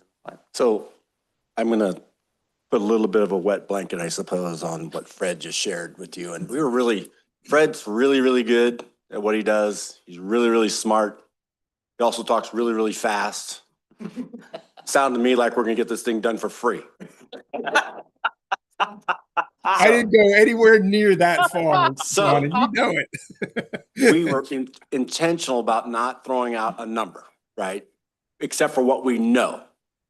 We want to build the budget. We're going to walk every step of the way through the budget. And when we land on a number, we're all going to live it in real time. Thanks, Fred. Don, And what Don, Fred's- no, you're right. That's an absolutely accurate statement. And the worst thing we can do right now is convince ourselves to build it for a price that turns out we can't, because it's way worse to come back in 6 months and say, hey, guess what? It's not going to cost 60. It's really going to cost 70. So, but I think what the board should expect is periodic. We're going to start chiseling away at this thing probably immediately, of just incrementally. As soon as we find a pot of money that we no longer need, it's going to come out. This estimate is a progressive document. We just go in and edit it continually. And I think it's fair for the board to expect that over the coming months at the board meetings, you can get an update and you're going to see that $65 million number just start to incrementally come down. And just know that if it's coming down, everybody that's sitting at the table there on the TUD team and us, we're all confident that that's no longer a cost risk to us or a cost item. So that's the way to look at it. We'll get there. It's gonna. But you're right, Don. We're not there, but we have to work the process. And wasn't looking for a number. I'm looking for where are the areas where we can save, and you came up with a lot of them. And it's nice to know the areas where it's going to increase too, the risks too, because you got to look at those too. So I'm pretty hopeful looking at all that. I think I categorize them as opportunities, and we have to pounce on them. Real quick on value engineering, I want to share something that we just discovered last week, something that our previous designer didn't think of. But we had a synthetic liner in the raw water reservoir, right? And that was because nobody wanted to take the risk of what if the raw water reservoir doesn't hold water. Well, we asked the geotech, I go, hey, there's a lot of clay out there, right? The geotech goes, yeah. We go, can we set that aside and use that to line the pond? Yeah. Okay. So this estimate does include a synthetic liner. The next estimate shouldn't.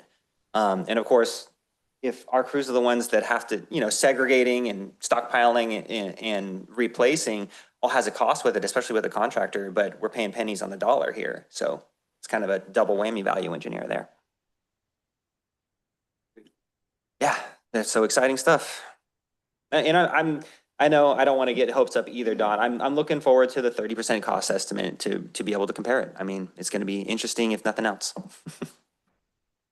All right, so now we're on the design process. Carol, yes, we were supposed to be at 30%. We have taken over the process. We've made a lot of progress, okay? And of course, that's the fun part of this. So I'm going to turn it over to the very talented Miss Bat. Feels so fancy. And she's going to talk to us about where we're at in the design process, starting with the basis of design. Yeah, so the basis of design is kind of like the roadmap or the one-stop shop that you go to find all of your design parameters and the criteria, your assumptions. And for us, on the design side, it's our way of making sure we are all on the same page. So I'm not designing one thing and he's, I said the reservoirs or the storage, water storage is going to be 65 feet in diameter, but he's doing the reservoir pad on the grading for 45 feet. So this way we have a one place that we can all point to and say, this is what it is. It's a moving document. It's not, it won't be complete until we start figuring it out. You just put a couple snapshots up here. This spreadsheet's huge. It goes on forever. Didn't want to bore you with all the details, but you'll see that there's still some blank sections in there. And as we start progressing in the design, we'll start filling those out. Trevor and his team have been integral into developing this with their giving us information on chemical dosing rates, the pumps that they like, the pumps, backwash stuff.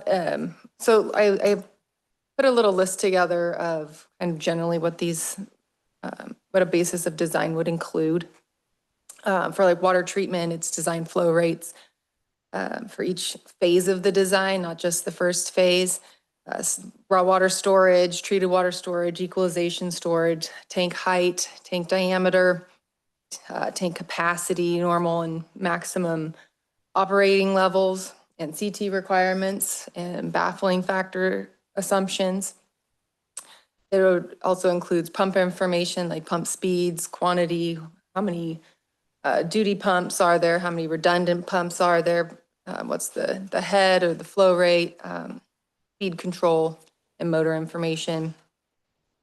It provides information on equipment like number of units and capacity of, let's just say, each filter unit.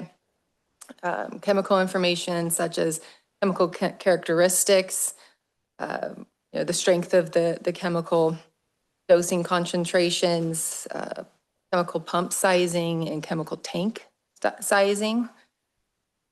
Solid handling information like percent solid assumptions and what, how many solids we think we're going to be taking out of this plant at each process. And then just general building information and generator information as well. There's a whole slew of other things that are included in this basis of design. And like I said, it's something that we're working with the water treatment department very heavily to refine. And this basis of design is going to be something that the operators will probably have in their office at some point at the very end. So, like I said, it's like a one-stop shop. Point to it and see exactly how much, what size something is or something like that. But it is really the starting point for us. Backbone of the design. Thanks for the board. Just one small example of why that's valuable is because nobody knows better than Trevor and his team what it takes to treat the water up there, the timing of chemical deliveries, the condition in which the chemicals should be stored in, what's the age of the chemical, like sodium hypochlorite has a shelf life. So all of these things. So it's really important for Trevor to really fully understand, and not just understand, but deliver the message. What size of a tank do I need? Because it could be November, December, January, February. It could be very challenging to get up there to get bulk delivery. So he's got to do those things. So that's why these conversations are really important versus down at wastewater plant in Jamestown, wherever that was. Somebody from San Diego thought you needed this kind of a tank and this kind of a pump and that kind of a this and that and the other thing. Well, the deal is we're not in San Diego, right? We're in Sonora, we're in the mountains. So it's really important for these kinds of conversations on the granular levels happens. I just wanted to thank you, Jennifer. I'm amazed at the in-house capability that we have. Also, just from my own experience, having my own consulting engineering firm, I find it really valuable to, especially in projects, of this magnitude, to have a peer review. And I seem to recall, Fred, that we had someone. You have someone on your staff that was providing technical backup for or design. Could you maybe, are we having any dialogue with our own advisor team with that? So as far as like chemical dosing and chemical feed systems, we are very heavily relying on our water treatment plant operators. They've been operating plants for decades. They've got a lot of experience and they know how to treat this water better than anyone.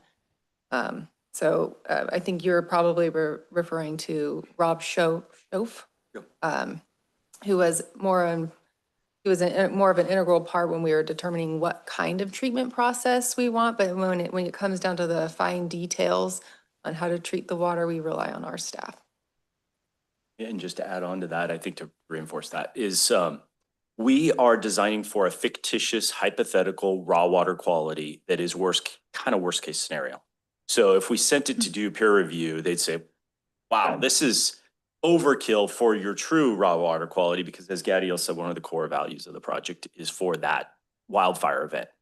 So I don't know that we get a lot of value there because we have so much experience in these systems, but I don't want to say that there aren't things we don't know. And solids handling is that area where we may want to get some other opinions, because vendors will tell you that their system operates so well, until you get it installed and realize it doesn't. So that's kind of one of our next steps here is, Gadiel and I were just talking about this morning, is to start really getting our arms around the equipment for the screw press and how that system, and we may want to do a little more due diligence to make sure we're speccing out something that's going to work, just because that's a new technology for us here at the district. Rob's around.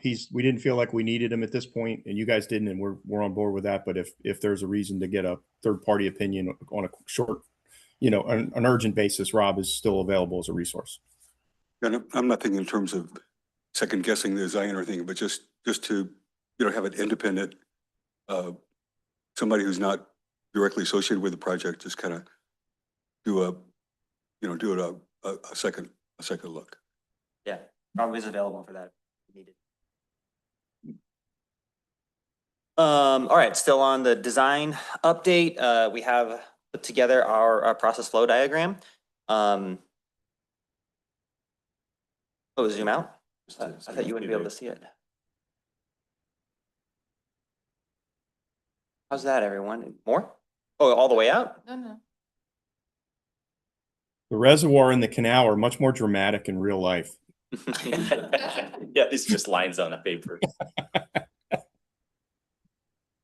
Zoom in a little. All right. So I won't bore you by taking you through everything here. Lyons Reservoir comes down the ditch, main canal, section 4 ditch, put it into our 25 acre foot raw water reservoir. Pump station, raw water pump station. We had 5 pumps in the last design, but didn't we already value engineer that down a little bit? We got 4 pumps now. That's pretty exciting because those are big, expensive pumps. What are these, 70? $120,000. Yeah. How many horsepower?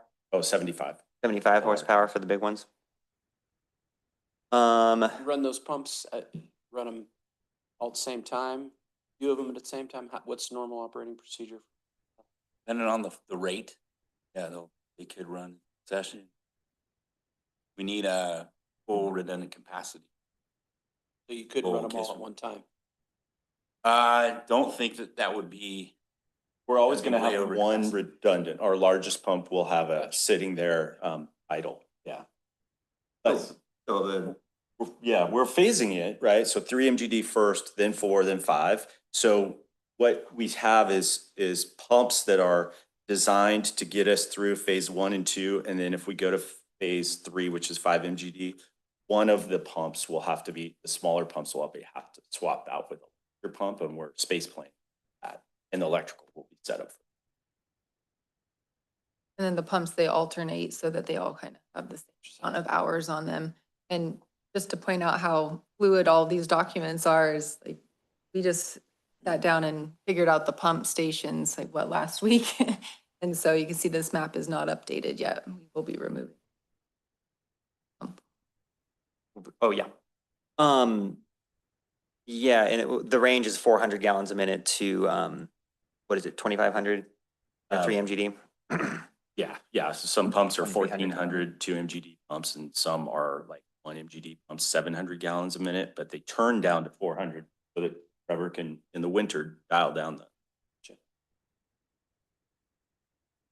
Part of the plant here are 3-stage filters, like we pointed out earlier. We have tube settlers for some clarification, adsorption clarifiers, and the filter. We don't have any of these that are 3 stages. All of them that we have today are adsorption clarifiers and filter only. So this 3rd stage is what protects us in that wildfire situation, and it's new for us. 3 filters at first, 2 in the future. We're in the process of selecting these pumps as well. Another big pump station that pumps from the filters up to our clear wells. Clear well is just a fancy term for water tank where disinfection happens. I won't bore you too much longer, except for this is our solids handling branch here. And it's going to be the most sophisticated one that we have at any of our water treatment plants. Maybe a little less intense than the one that we have at our wastewater treatment plant. Right. Yeah, it starts off with a equalization basin. That's so that all of the high rate flushes can come into the tank here and we don't have to force it all through the dewatering process all at once. We've already eliminated one of these pump stations, another value engineer that we performed. This sludge, what do we, super settler. We do have the super settler in there. This was going to be, it's in there. This was going to, the last design had a very large concrete structure for a clarifier to settle out the solids. But we believe we're going to get a lot better value with a piece of equipment called a super settler. I think that's a brand name, but it's a plate settler that does high rate settling of the solids out. And with the next cost estimate that we do, it'll have that piece of equipment in there instead of the big concrete structure. So we should see that savings and be able to measure it really well. Anyway, screw press. We need a small screw press. It's going to be small compared to the one that we have at the wastewater treatment plant. And then we're going to trailer the solids off site. So this is when people get glossy eyed. Yeah. And it's okay. What big picture here, we showed you the basis of design. That's the foundation. Then we showed you how the different processes are interrelated in the treatment plant. And now Gadiel is going to show you the hydraulic profile, which then we were in 2D on how the processes all interact. Now we're going to be in essentially add the elevation, because that's going to help us decide where we need pumps, how big the pipelines need to be to convey the water by gravity, that kind of thing. Sorry, but if you're getting glossy eyed, I totally understand. There is a logic to why we showed you it in this order. yeah, you know, it's the design update too. We want to tell you guys where we're at in the design process. So we've produced a hydraulic profile. We kind of had one before, but it was not easy to follow or complete. So we've completed one. This is going to be the 30% hydraulic profile, section 4 ditch, raw water reservoir down at the bottom of our site. And we pump every single gallon all the way up to the top. More on that later. So Yep. just for scale, what is the elevation there? What's the difference? Oh, we're missing the label. It goes from the bottom of the reservoir here at 3899 to 4015. 40 what? 4015. 40, 200 feet. Yeah. Yep, site's on a hill. We work against gravity at first, and there is kind of a lot of pumping, frankly. A little bit more on that later. I'll go ahead and swap over. Why don't you talk about that one? What you can see on the upper right-hand corner is, that's our zone 2 tank. We're currently in construction of our 2nd tank right now. And this plant's going to pump water all the way into that tank so that it can eventually feed all the way down to Ponderosa. This tank also is going to serve as the treated water that feeds our plant, sinks and potable water for us to drink at the plant there, and also provides our fire. Where is that tank? This one's already in construction. We had 2 tanks there already, and then this last year, we took one down and we're putting it back up. It's the Zone 2 tank. Yeah, up in Twainhart. 400 feet above the site, but off-site. Just wanted to highlight that this is where our fire suppression is coming from. And we've eliminated some very expensive fire suppression pumps by utilizing a tank that's already 400 feet above our site. So I like that value engineering. Real quick on the floor plan, we had a rudimentary floor plan and we've developed it into this drawing. Eric did, Jennifer, a very talented Jennifer, did the building. Sizing the chemical tanks, making sure we have clearances around it. We have a lab and a control room. And Eric took on the mechanical drawing here, making sure all these pipes can connect at the right place. I think I really want to label these A, B, C, D because these are the 3 filters that are going in first and these are the future ones right here. Okay. So if you were to have the administration room, where would that be? Separate It would be in a separate building. Separate building. Mhm. Yeah. So this is really just what we need for operation of this water treatment. And so we tried putting together different kind of flavors, one that had one office, and it just kind of condensed everything so much that we really wanted to have a big lab. And so for reference, since I believe all of you have been down to the regional plant with the lab there, the lab would start on the, maybe, yep. Yeah, go ahead. For the same size lab would be about this big. So this is even bigger than the lab down at regional by a pretty significant amount. And there's 2 workstations. And this is Trevor drinking a coffee. No, that was Eric. Oh, that's Eric? That's Eric, because Sorry. he gave me a hard time about. Oh, yeah.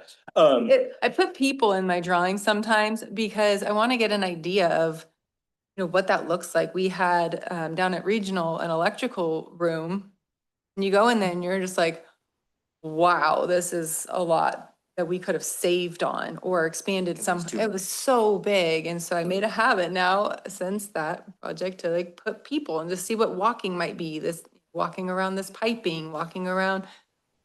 Anyway, Eric gave me a hard time. Real quick note, this building is about size-wise, it's 150 by 76. okay. Apparently. Well, we have reduced building sizes in comparison to the Kiewit design. I don't recall on this one in particular, but some of the pump stations are like 60% of the floor space that because we reduced number of pumps and whatnot. So another cost savings. All right, in the grand finale here, we're going to take you a little bit behind the scenes. So forgive the crudeness of this model. This is the grand finale of this section, say. Really talking it up. I know, right? Don't want to oversell this. Yeah. All right, so here's our CAD model of the entire site. It's the grading plan, right? And we wanted to point some things out about it to you. This is the raw water reservoir. We're taking about 70,000 yards of export out of this reservoir. That's including some of the soil that we're digging. We're building up this embankment, right? We did make a commitment to the property owners around there to keep this as low as we can, especially this embankment. We're holding true to that commitment, but that causes a lot of soil that we need to do something with. It causes 70,000 yards that we need to do something with, to be precise. So we need to lose it somewhere, and keeping it on site's the most cost-effective way. We are building up this road quite a bit with this embankment. Another visual impact that we've had a lot of discussion about is this bank, and how can we minimize visual impact, especially to these property owners right here. So we went with the kind of a less steep hillside right here. Another place where we're losing a lot of that soil is by building this pad up right here. I'll switch to kind of 3D mode here. All right, the raw water reservoir, 25 acre feet. pump station building. I always take every opportunity to point out about how we're building this plant upside down. Okay. Normally, we'd want to put the reservoir up as high as we can, let everything gravity down to the bottom. But we wanted to hide these buildings and these tanks out of the public view up in the northern rabbit ear, up in the, what we call this rabbit ear of the site. That's a very expensive decision that we made years and years ago, even way back when in 2022 when we adopted the CEQA document. Okay. But we think it's worth it to hold true to that, to try to keep this site looking pristine. Access road up to here, emergency access road here up to Mount Elizabeth Road. Have our 2 clear well tanks. One of them we're going to build now, one of them we're going to build later. Another cost savings if we do indeed go with steel instead of concrete tanks. Okay. This would be the water treatment building, and this is the solids handling building. Right to where the admin would go. Do you see this flat spot here? Right there. And one of the beauties of that is the Kiewit design, not to harp on this, but they had the tanks, they had the tank at the same elevation on the same pad as the treatment building, which means that you pumped out of your filters to fill that tank, and then you had to pump back with your backwash. By Gadiel optimizing the site and moving those tanks up, we freed up that space for an admin building. And we eliminated the backwash pumps because Matt has come up, to help us with the controlling valve that will take that water by gravity back to clean the filters. So lots of little details there that we can clean up. These kind of funky looking areas right here and right here are places where we're losing a lot of the soil. This model right here has the entire site completely balanced where we're not hauling any soil off site. Huge cost savings there. We're trying to utilize this area. It's kind of looks like a random pile of dirt, but we're going to use it for an emergency helicopter landing pad. And we're already in contact with the medical and with the fire helicopter people about that availability. Incorporate as much as we can. And is that your 200 feet of elevation drop there from the tanks down to the reservoir that we saw on the? Yeah. Yes, from here to there. Well, that, the helicopter pad is a huge benefit to the area residents. Yeah, and in talking with the companies and the and CAL FIRE, they're very appreciative and excited that because they don't have anywhere on that side of Twain Harte to land currently. Yeah, But will they have access to the road to get there? Yes, Or this is it a road. Locked road, yeah. Yeah, absolutely. Part of that was thinking about where we're going to put our gate. And so that it'll be available 24/7 to get from here to the helicopter pad. Absolutely. And we could even they go, well, if you really want to improve it for us, then give us an asphalt pathway for the gurney and all this stuff. And you can. Maybe that we could hit them up for a grant to do that. Yeah, I think in terms of public outreach and communication, having that helipad is a really huge thing. If we have to repair the main canal or something too. I know Eric's met with representatives from PHI and CAL FIRE and whatnot, but like for our own use, just to do a repair and shuttle materials in it. Any questions on this before I leave it, or I think we're done with design. Stop sharing, go back to the slide.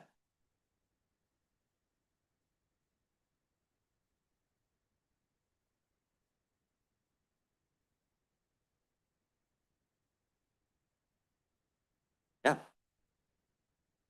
Does it for the design progress.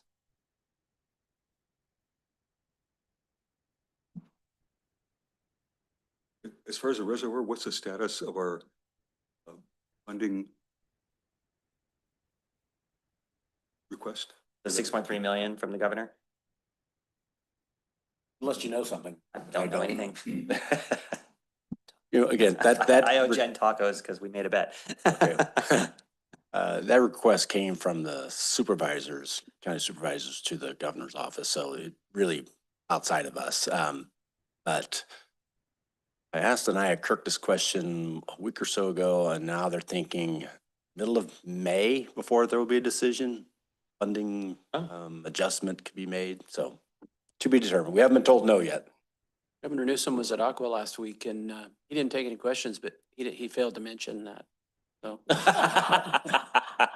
Yeah. All right. Light at the end of the tunnel. The schedule and the next steps. On May 27th, we have it on the calendar for a public meeting up in Twain Harte. Everyone from the board is welcome to come to that if you so choose. We're going to update the public. We're going to start front loading them for what is to come, because is going to be some activity in the near future on the site. What time? 5 p.m. on site.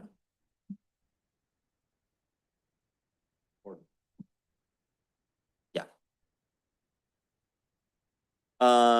We've sent out letters to the property owners about that, and we've also done our e-blasts on our subscription emails. Next month, we're hoping to get some dewatering, maybe even sooner, get some dewatering wells drilled, start the dewatering process so that we can be ready for excavation. Hopefully we have the, raw water design complete in July. That way we can start excavating the raw water reservoir. A lot of activity in July, installing signage, start prepping people for the fact that the site will be closed especially during the initial parts of construction that are going to have a lot of heavy equipment all over the site. Put up the fencing and the sign beforehand. We have a temporary bridge on the way. We're going to use that to cross the canal. And we're going to start clearing the trees in July. August of 2026, 30% design and 30% cost estimate. Hopefully squeeze in a groundbreaking ceremony with you all. And really get the mass grading done before the winter hits. 70,000 yards to move. What do you think, Louis?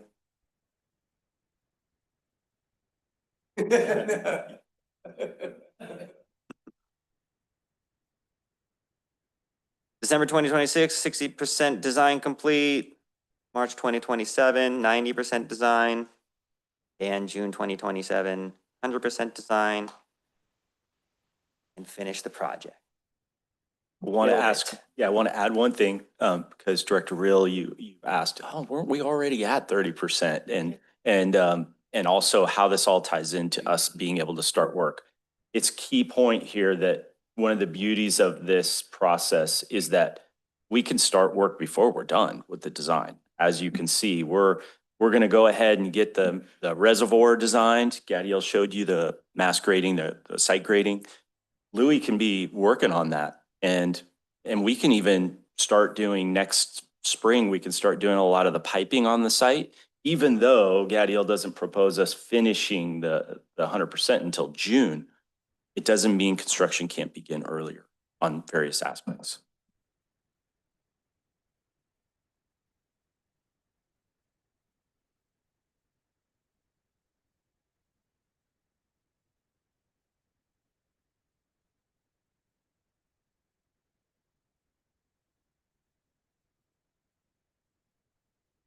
We might be able to streamline it.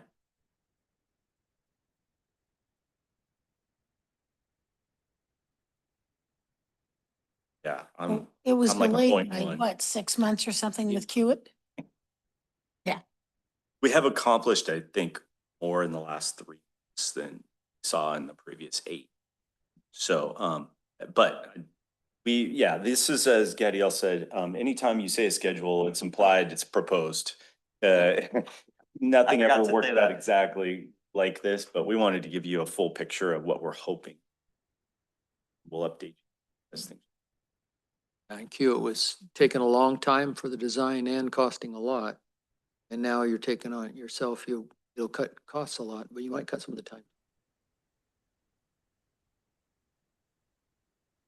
Yeah, so speed is of the essence, but as I've been told, speed only matters if you're going the right direction.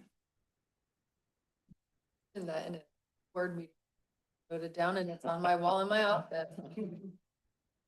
I'm serious. It really is. that's our presentation and our update to you guys. We're all here to answer any questions. Thank you. It was a good presentation and detailed. We appreciate it. Are you gonna need any approvals on this? I think it's a non-action item.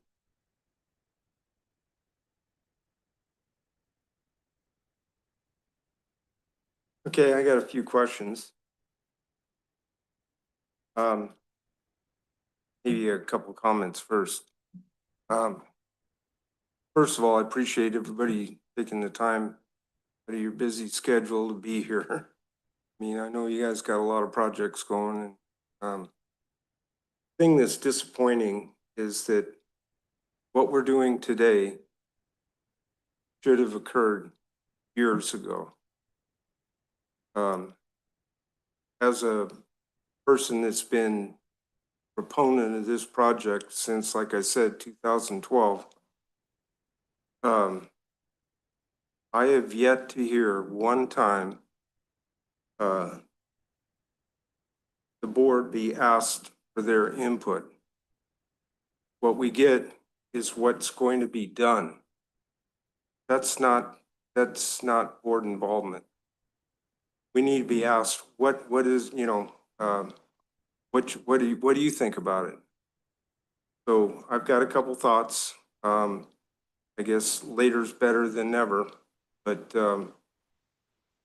it's a great irritation to me that I argued about doing that design build. I didn't feel good about it at all. And sure enough, I mean, what we're doing right now is exactly what I had envisioned a couple of years ago when we brought on this design build thing. Here we are doing it. You guys can do it all. Why did we go through that exercise and lose all that time and money? It just blows my mind. So anyway, I just want to talk about positive. Let's talk about positive, what we can do. From what I understand, and everything on the website is ancient. You said it yourself, 2019. I don't know how anybody, any ratepayer or any board member can learn anything by going on the website. There's nothing there to, it's all old. I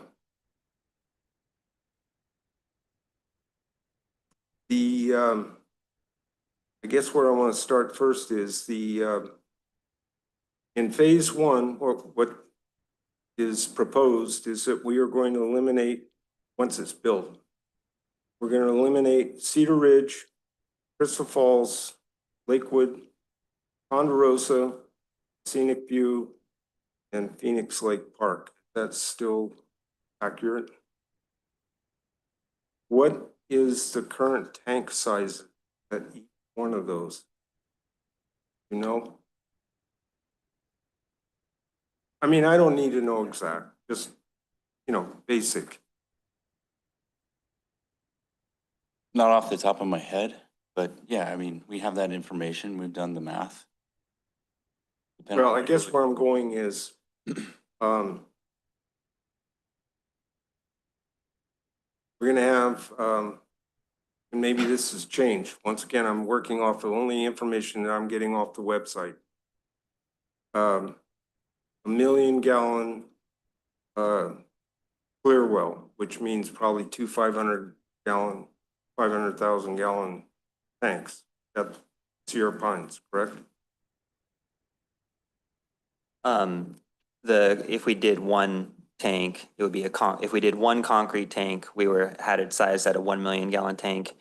However, if we end up going with bolted steel tanks, we would do one 600,000 gallon now and one 600,000 gallon later. This is a fluid thing we're designing, and we need to ensure that a 600,000 gallon tank now will meet our needs, and as well as in the future needs, because when we're at phase 3 of 5 MGD, it also has to, one tank needs to be able to be offline for maintenance. So sorry for the detail, but does that answer your question? Yeah, and Well- just to add, Ron, too, we're constructing a 25 acre foot raw water reservoir. So I think I understand where I think you're going with it is we might be losing storage, but we're actually gaining storage with all of the raw water that we have. So we might not Getting have there. as I'm much. Going there, going there. Yeah. So, but once again, I want to go back to each one of those treatment plants have tanks, serve their area, correct? The function of the tank at the treatment plant site has a number of functions. CT compliance is one, storage, and then variable other parameters. Yeah. So the water gets to it. So all I'm trying to say is that if you collected up all those, the amounts of all those and eliminated them, will the two 500,000 gallon tanks or whatever's going to end up happening at Sierra Pines compensate for it, be equal to or better?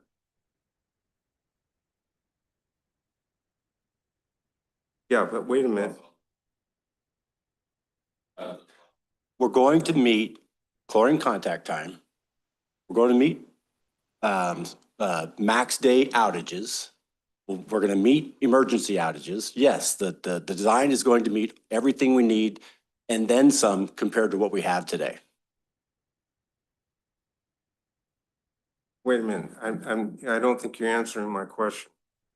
So once again, I want to go back to, if you added up all those tanks, will we have the same amount of treated water in those two clear wells at the Sierra Pines? I mean, give or take. I mean, not exactly. Your question, no. No. But we have more strategic storage. So when you take more raw water storage, you have it at the ready to treat. I got it. I got it. Other things happen with age of water if you produce it, like disinfection byproducts. We hope those kind of go away now that you're able to produce the water from a big raw storage. No, I get it. I get it. So, And Matt, you had an answer and Eric had an answer too, before we continue. Yeah, I had some input on that maybe we'll clarify a little bit of it. We've got some concepts for, like, say, for instance, Ponderosa Hills. We've got a new tank site proposed up on the Mount Provo area that when we design that tank, we'll increase the capacity to take on those tanks that we're taking out. So say we're taking out 2 clear wells at Ponderosa Hills. We're going to increase the size of the capacity of that tank so we don't lose storage in those zones. Is that kind of what you're talking about? yeah, exactly. And I'm glad to hear that. That's where I'm getting at is, are we thinking ahead? Because I would hate to see us set ourselves up for a Altadena Palisades situation where we suddenly have a big fire and we're emptying the tanks and we don't have enough in order to fight the fire because we've reduced everything. So I'm just throwing this up and as far as the raw water goes, I get that. But how fast can you make that, produce that treated water to get it back up to those tanks, be able to get it down to the fire hydrants in order to take care of the problem? So it's something that I think that we need to look at. When was the last time? It was 2007, the last time the wetlands evaluation was done? The wetland delineation was redone and it was done 2 additional times in 2018 or 2019. The consultant came out in the spring and then came out again after summer and in fall. And that was the basis of our application through the U.S. Army Corps of Engineers. And yeah, that delineation's pretty solid. So have we been able to unhook ourselves, especially with the new definition now of waters of the USA? Have we been able to unhook ourselves from that? No, because when that question came up with the consultant, it was right as the administration and the EPA was getting ready to adopt this new. And they said, you know what? It's going to add 6 months to this process if you want to wait. We already had a clear path forward to mitigate. It didn't impact our project dramatically. So we decided strategically at that point, let's get the permit. get the permit in hand because the funding from the state was contingent on us having the permits. So as we were sitting here contemplating all this, it was better for us to get that Army Corps permit, which is a what they call a nationwide permit, not a project specific. So it doesn't have all of the conditions that a project specific permit would have. And then it allowed us to get our funding. Still took a long time, but it's about removing uncertainty for us and getting to the funding as quickly as possible. Okay, well, I mean, I'll get to this in a minute. So with that being said, that still would be, for what I'm thinking of, would be an obstacle, I guess. But what is the level of that reservoir that we're going to be putting in compared to the main canal? The elevation difference. I think it's like I don't need to, 58 I don't feet. need to know exactly. This is all. I think it's 50 some odd feet lower. 50, okay. Yeah.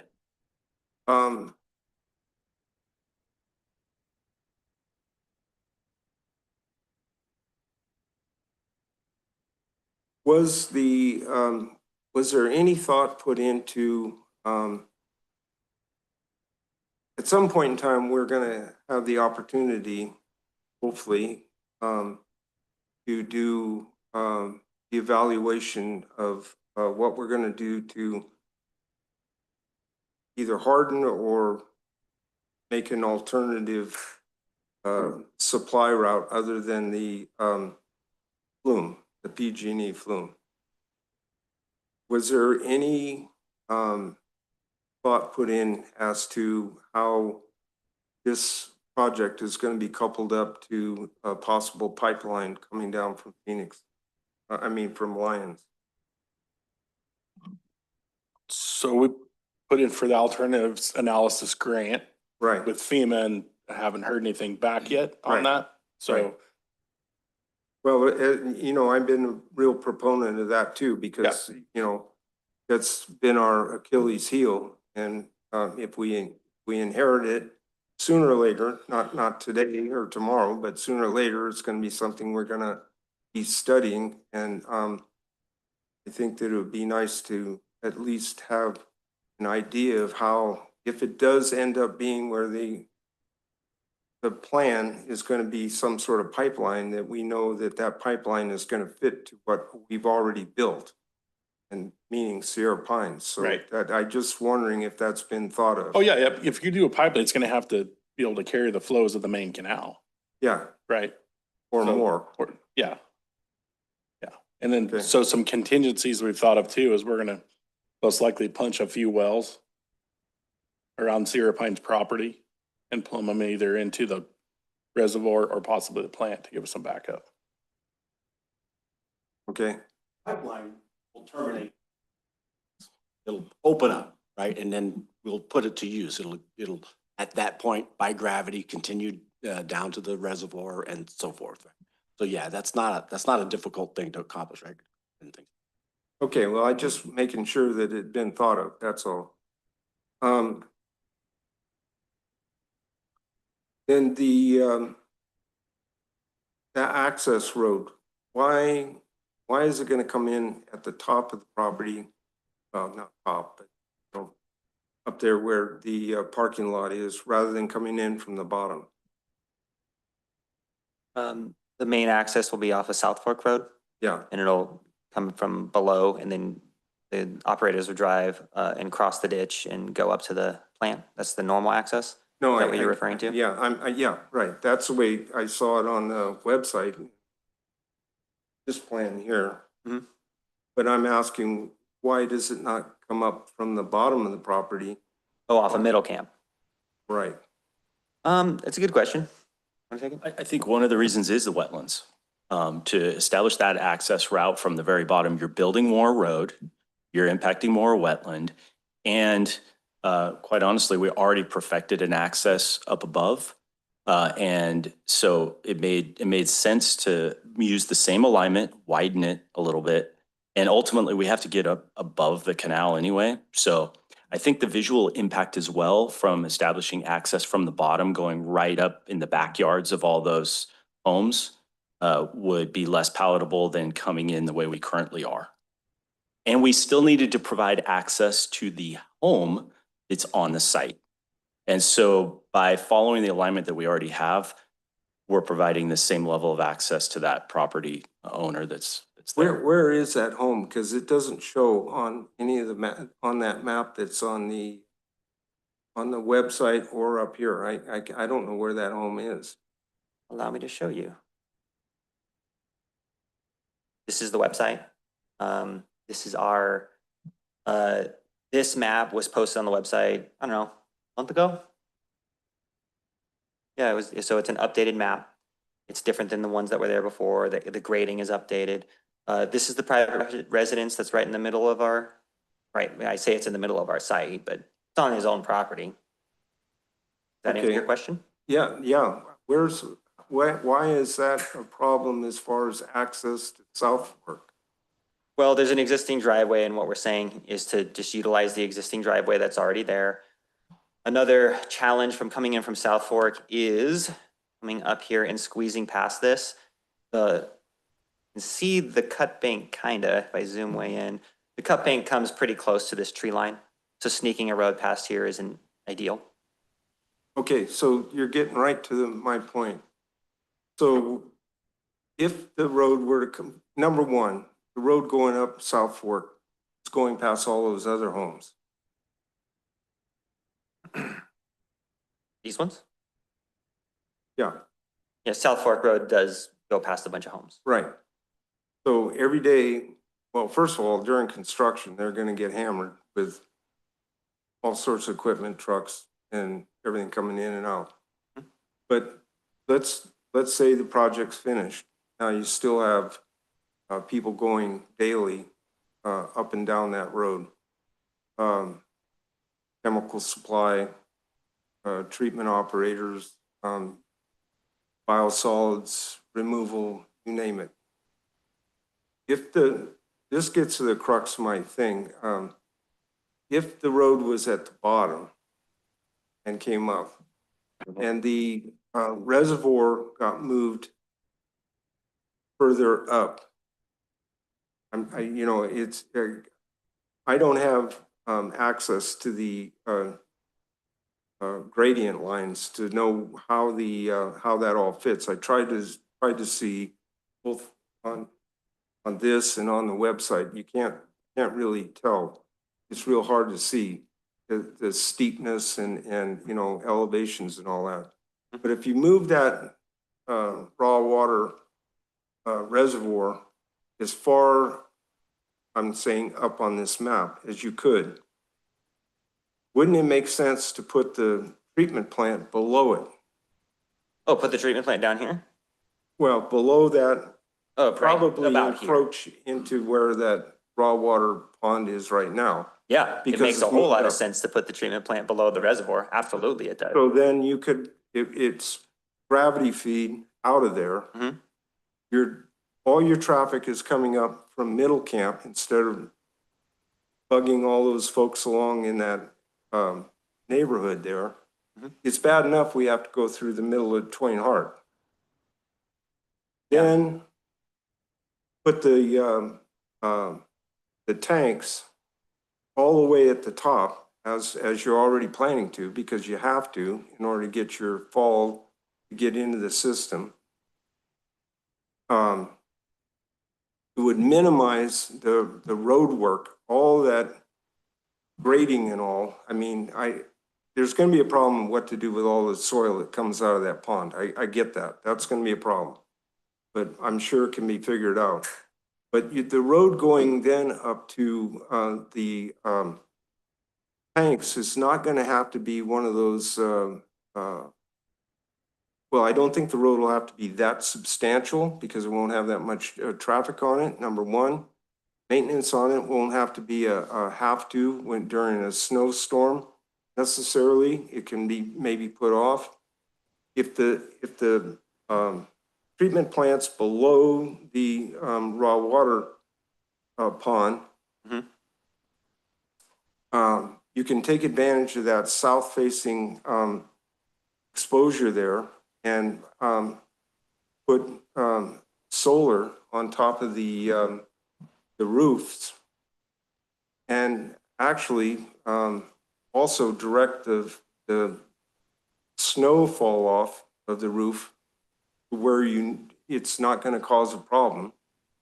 And then you may have to start out with a pump, a major size pump, in order to get the treated water up to the clear wells. But you could put in another pipeline at the same time that would be for just a solar pump.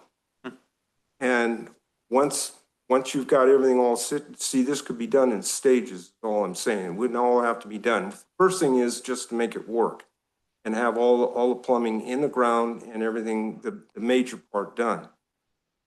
But when you got done, when it all came finally done, then the solar, you could run that solar pump 24/7, you know, with batteries down there in the treatment plant.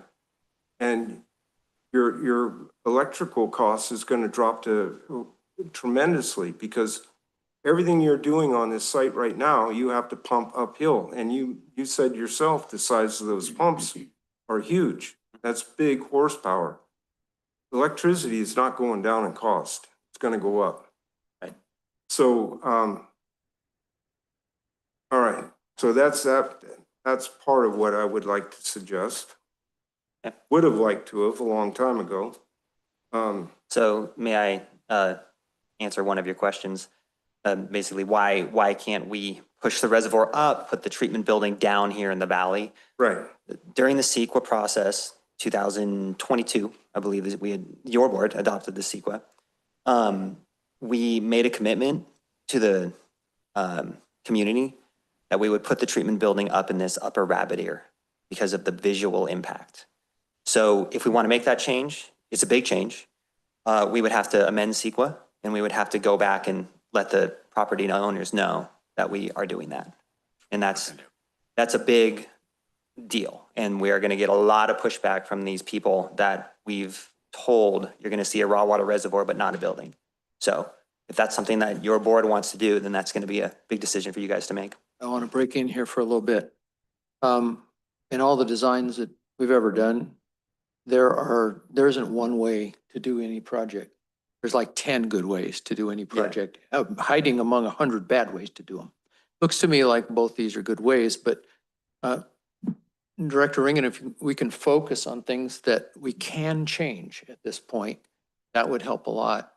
The others are good ideas, but they just did not go that direction. That is not the direction. And that's my point, is it never got brought before the board, and this is where the problem is. But we're at this point on this project, so let's go ahead. I'm sorry, I can't let that go. I'm sorry. Maybe I'm crazy. But we've been looking at this map for how many years? How many years have we been looking at this thing? 2019. So this board has seen this. So We were always told that this was just some sort of preliminary thing, that you were working on the main deal. It's not preliminary at this point. That's why we're at this point in the design. And I just want to focus on things that we can incorporate in the current design, not talk about things that we wish were different. That's all. do we have any more questions for the staff? Because they're going to need to get to work. If the engineers can stay, Eric Hall left. But if you've got specific questions for staff, I'd like to hear those. Good, thanks.